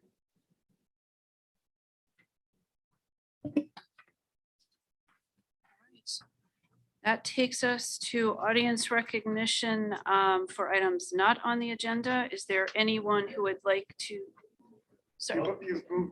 You moved that to an earlier. Oh, that's part. right. We did that at the beginning. We can never go out of order again on the agenda because it clearly mixes me up more than a little. With that, do we have any old business? Do we have any new business? Please no. Okay, thank you. This meeting is adjourned. I do have this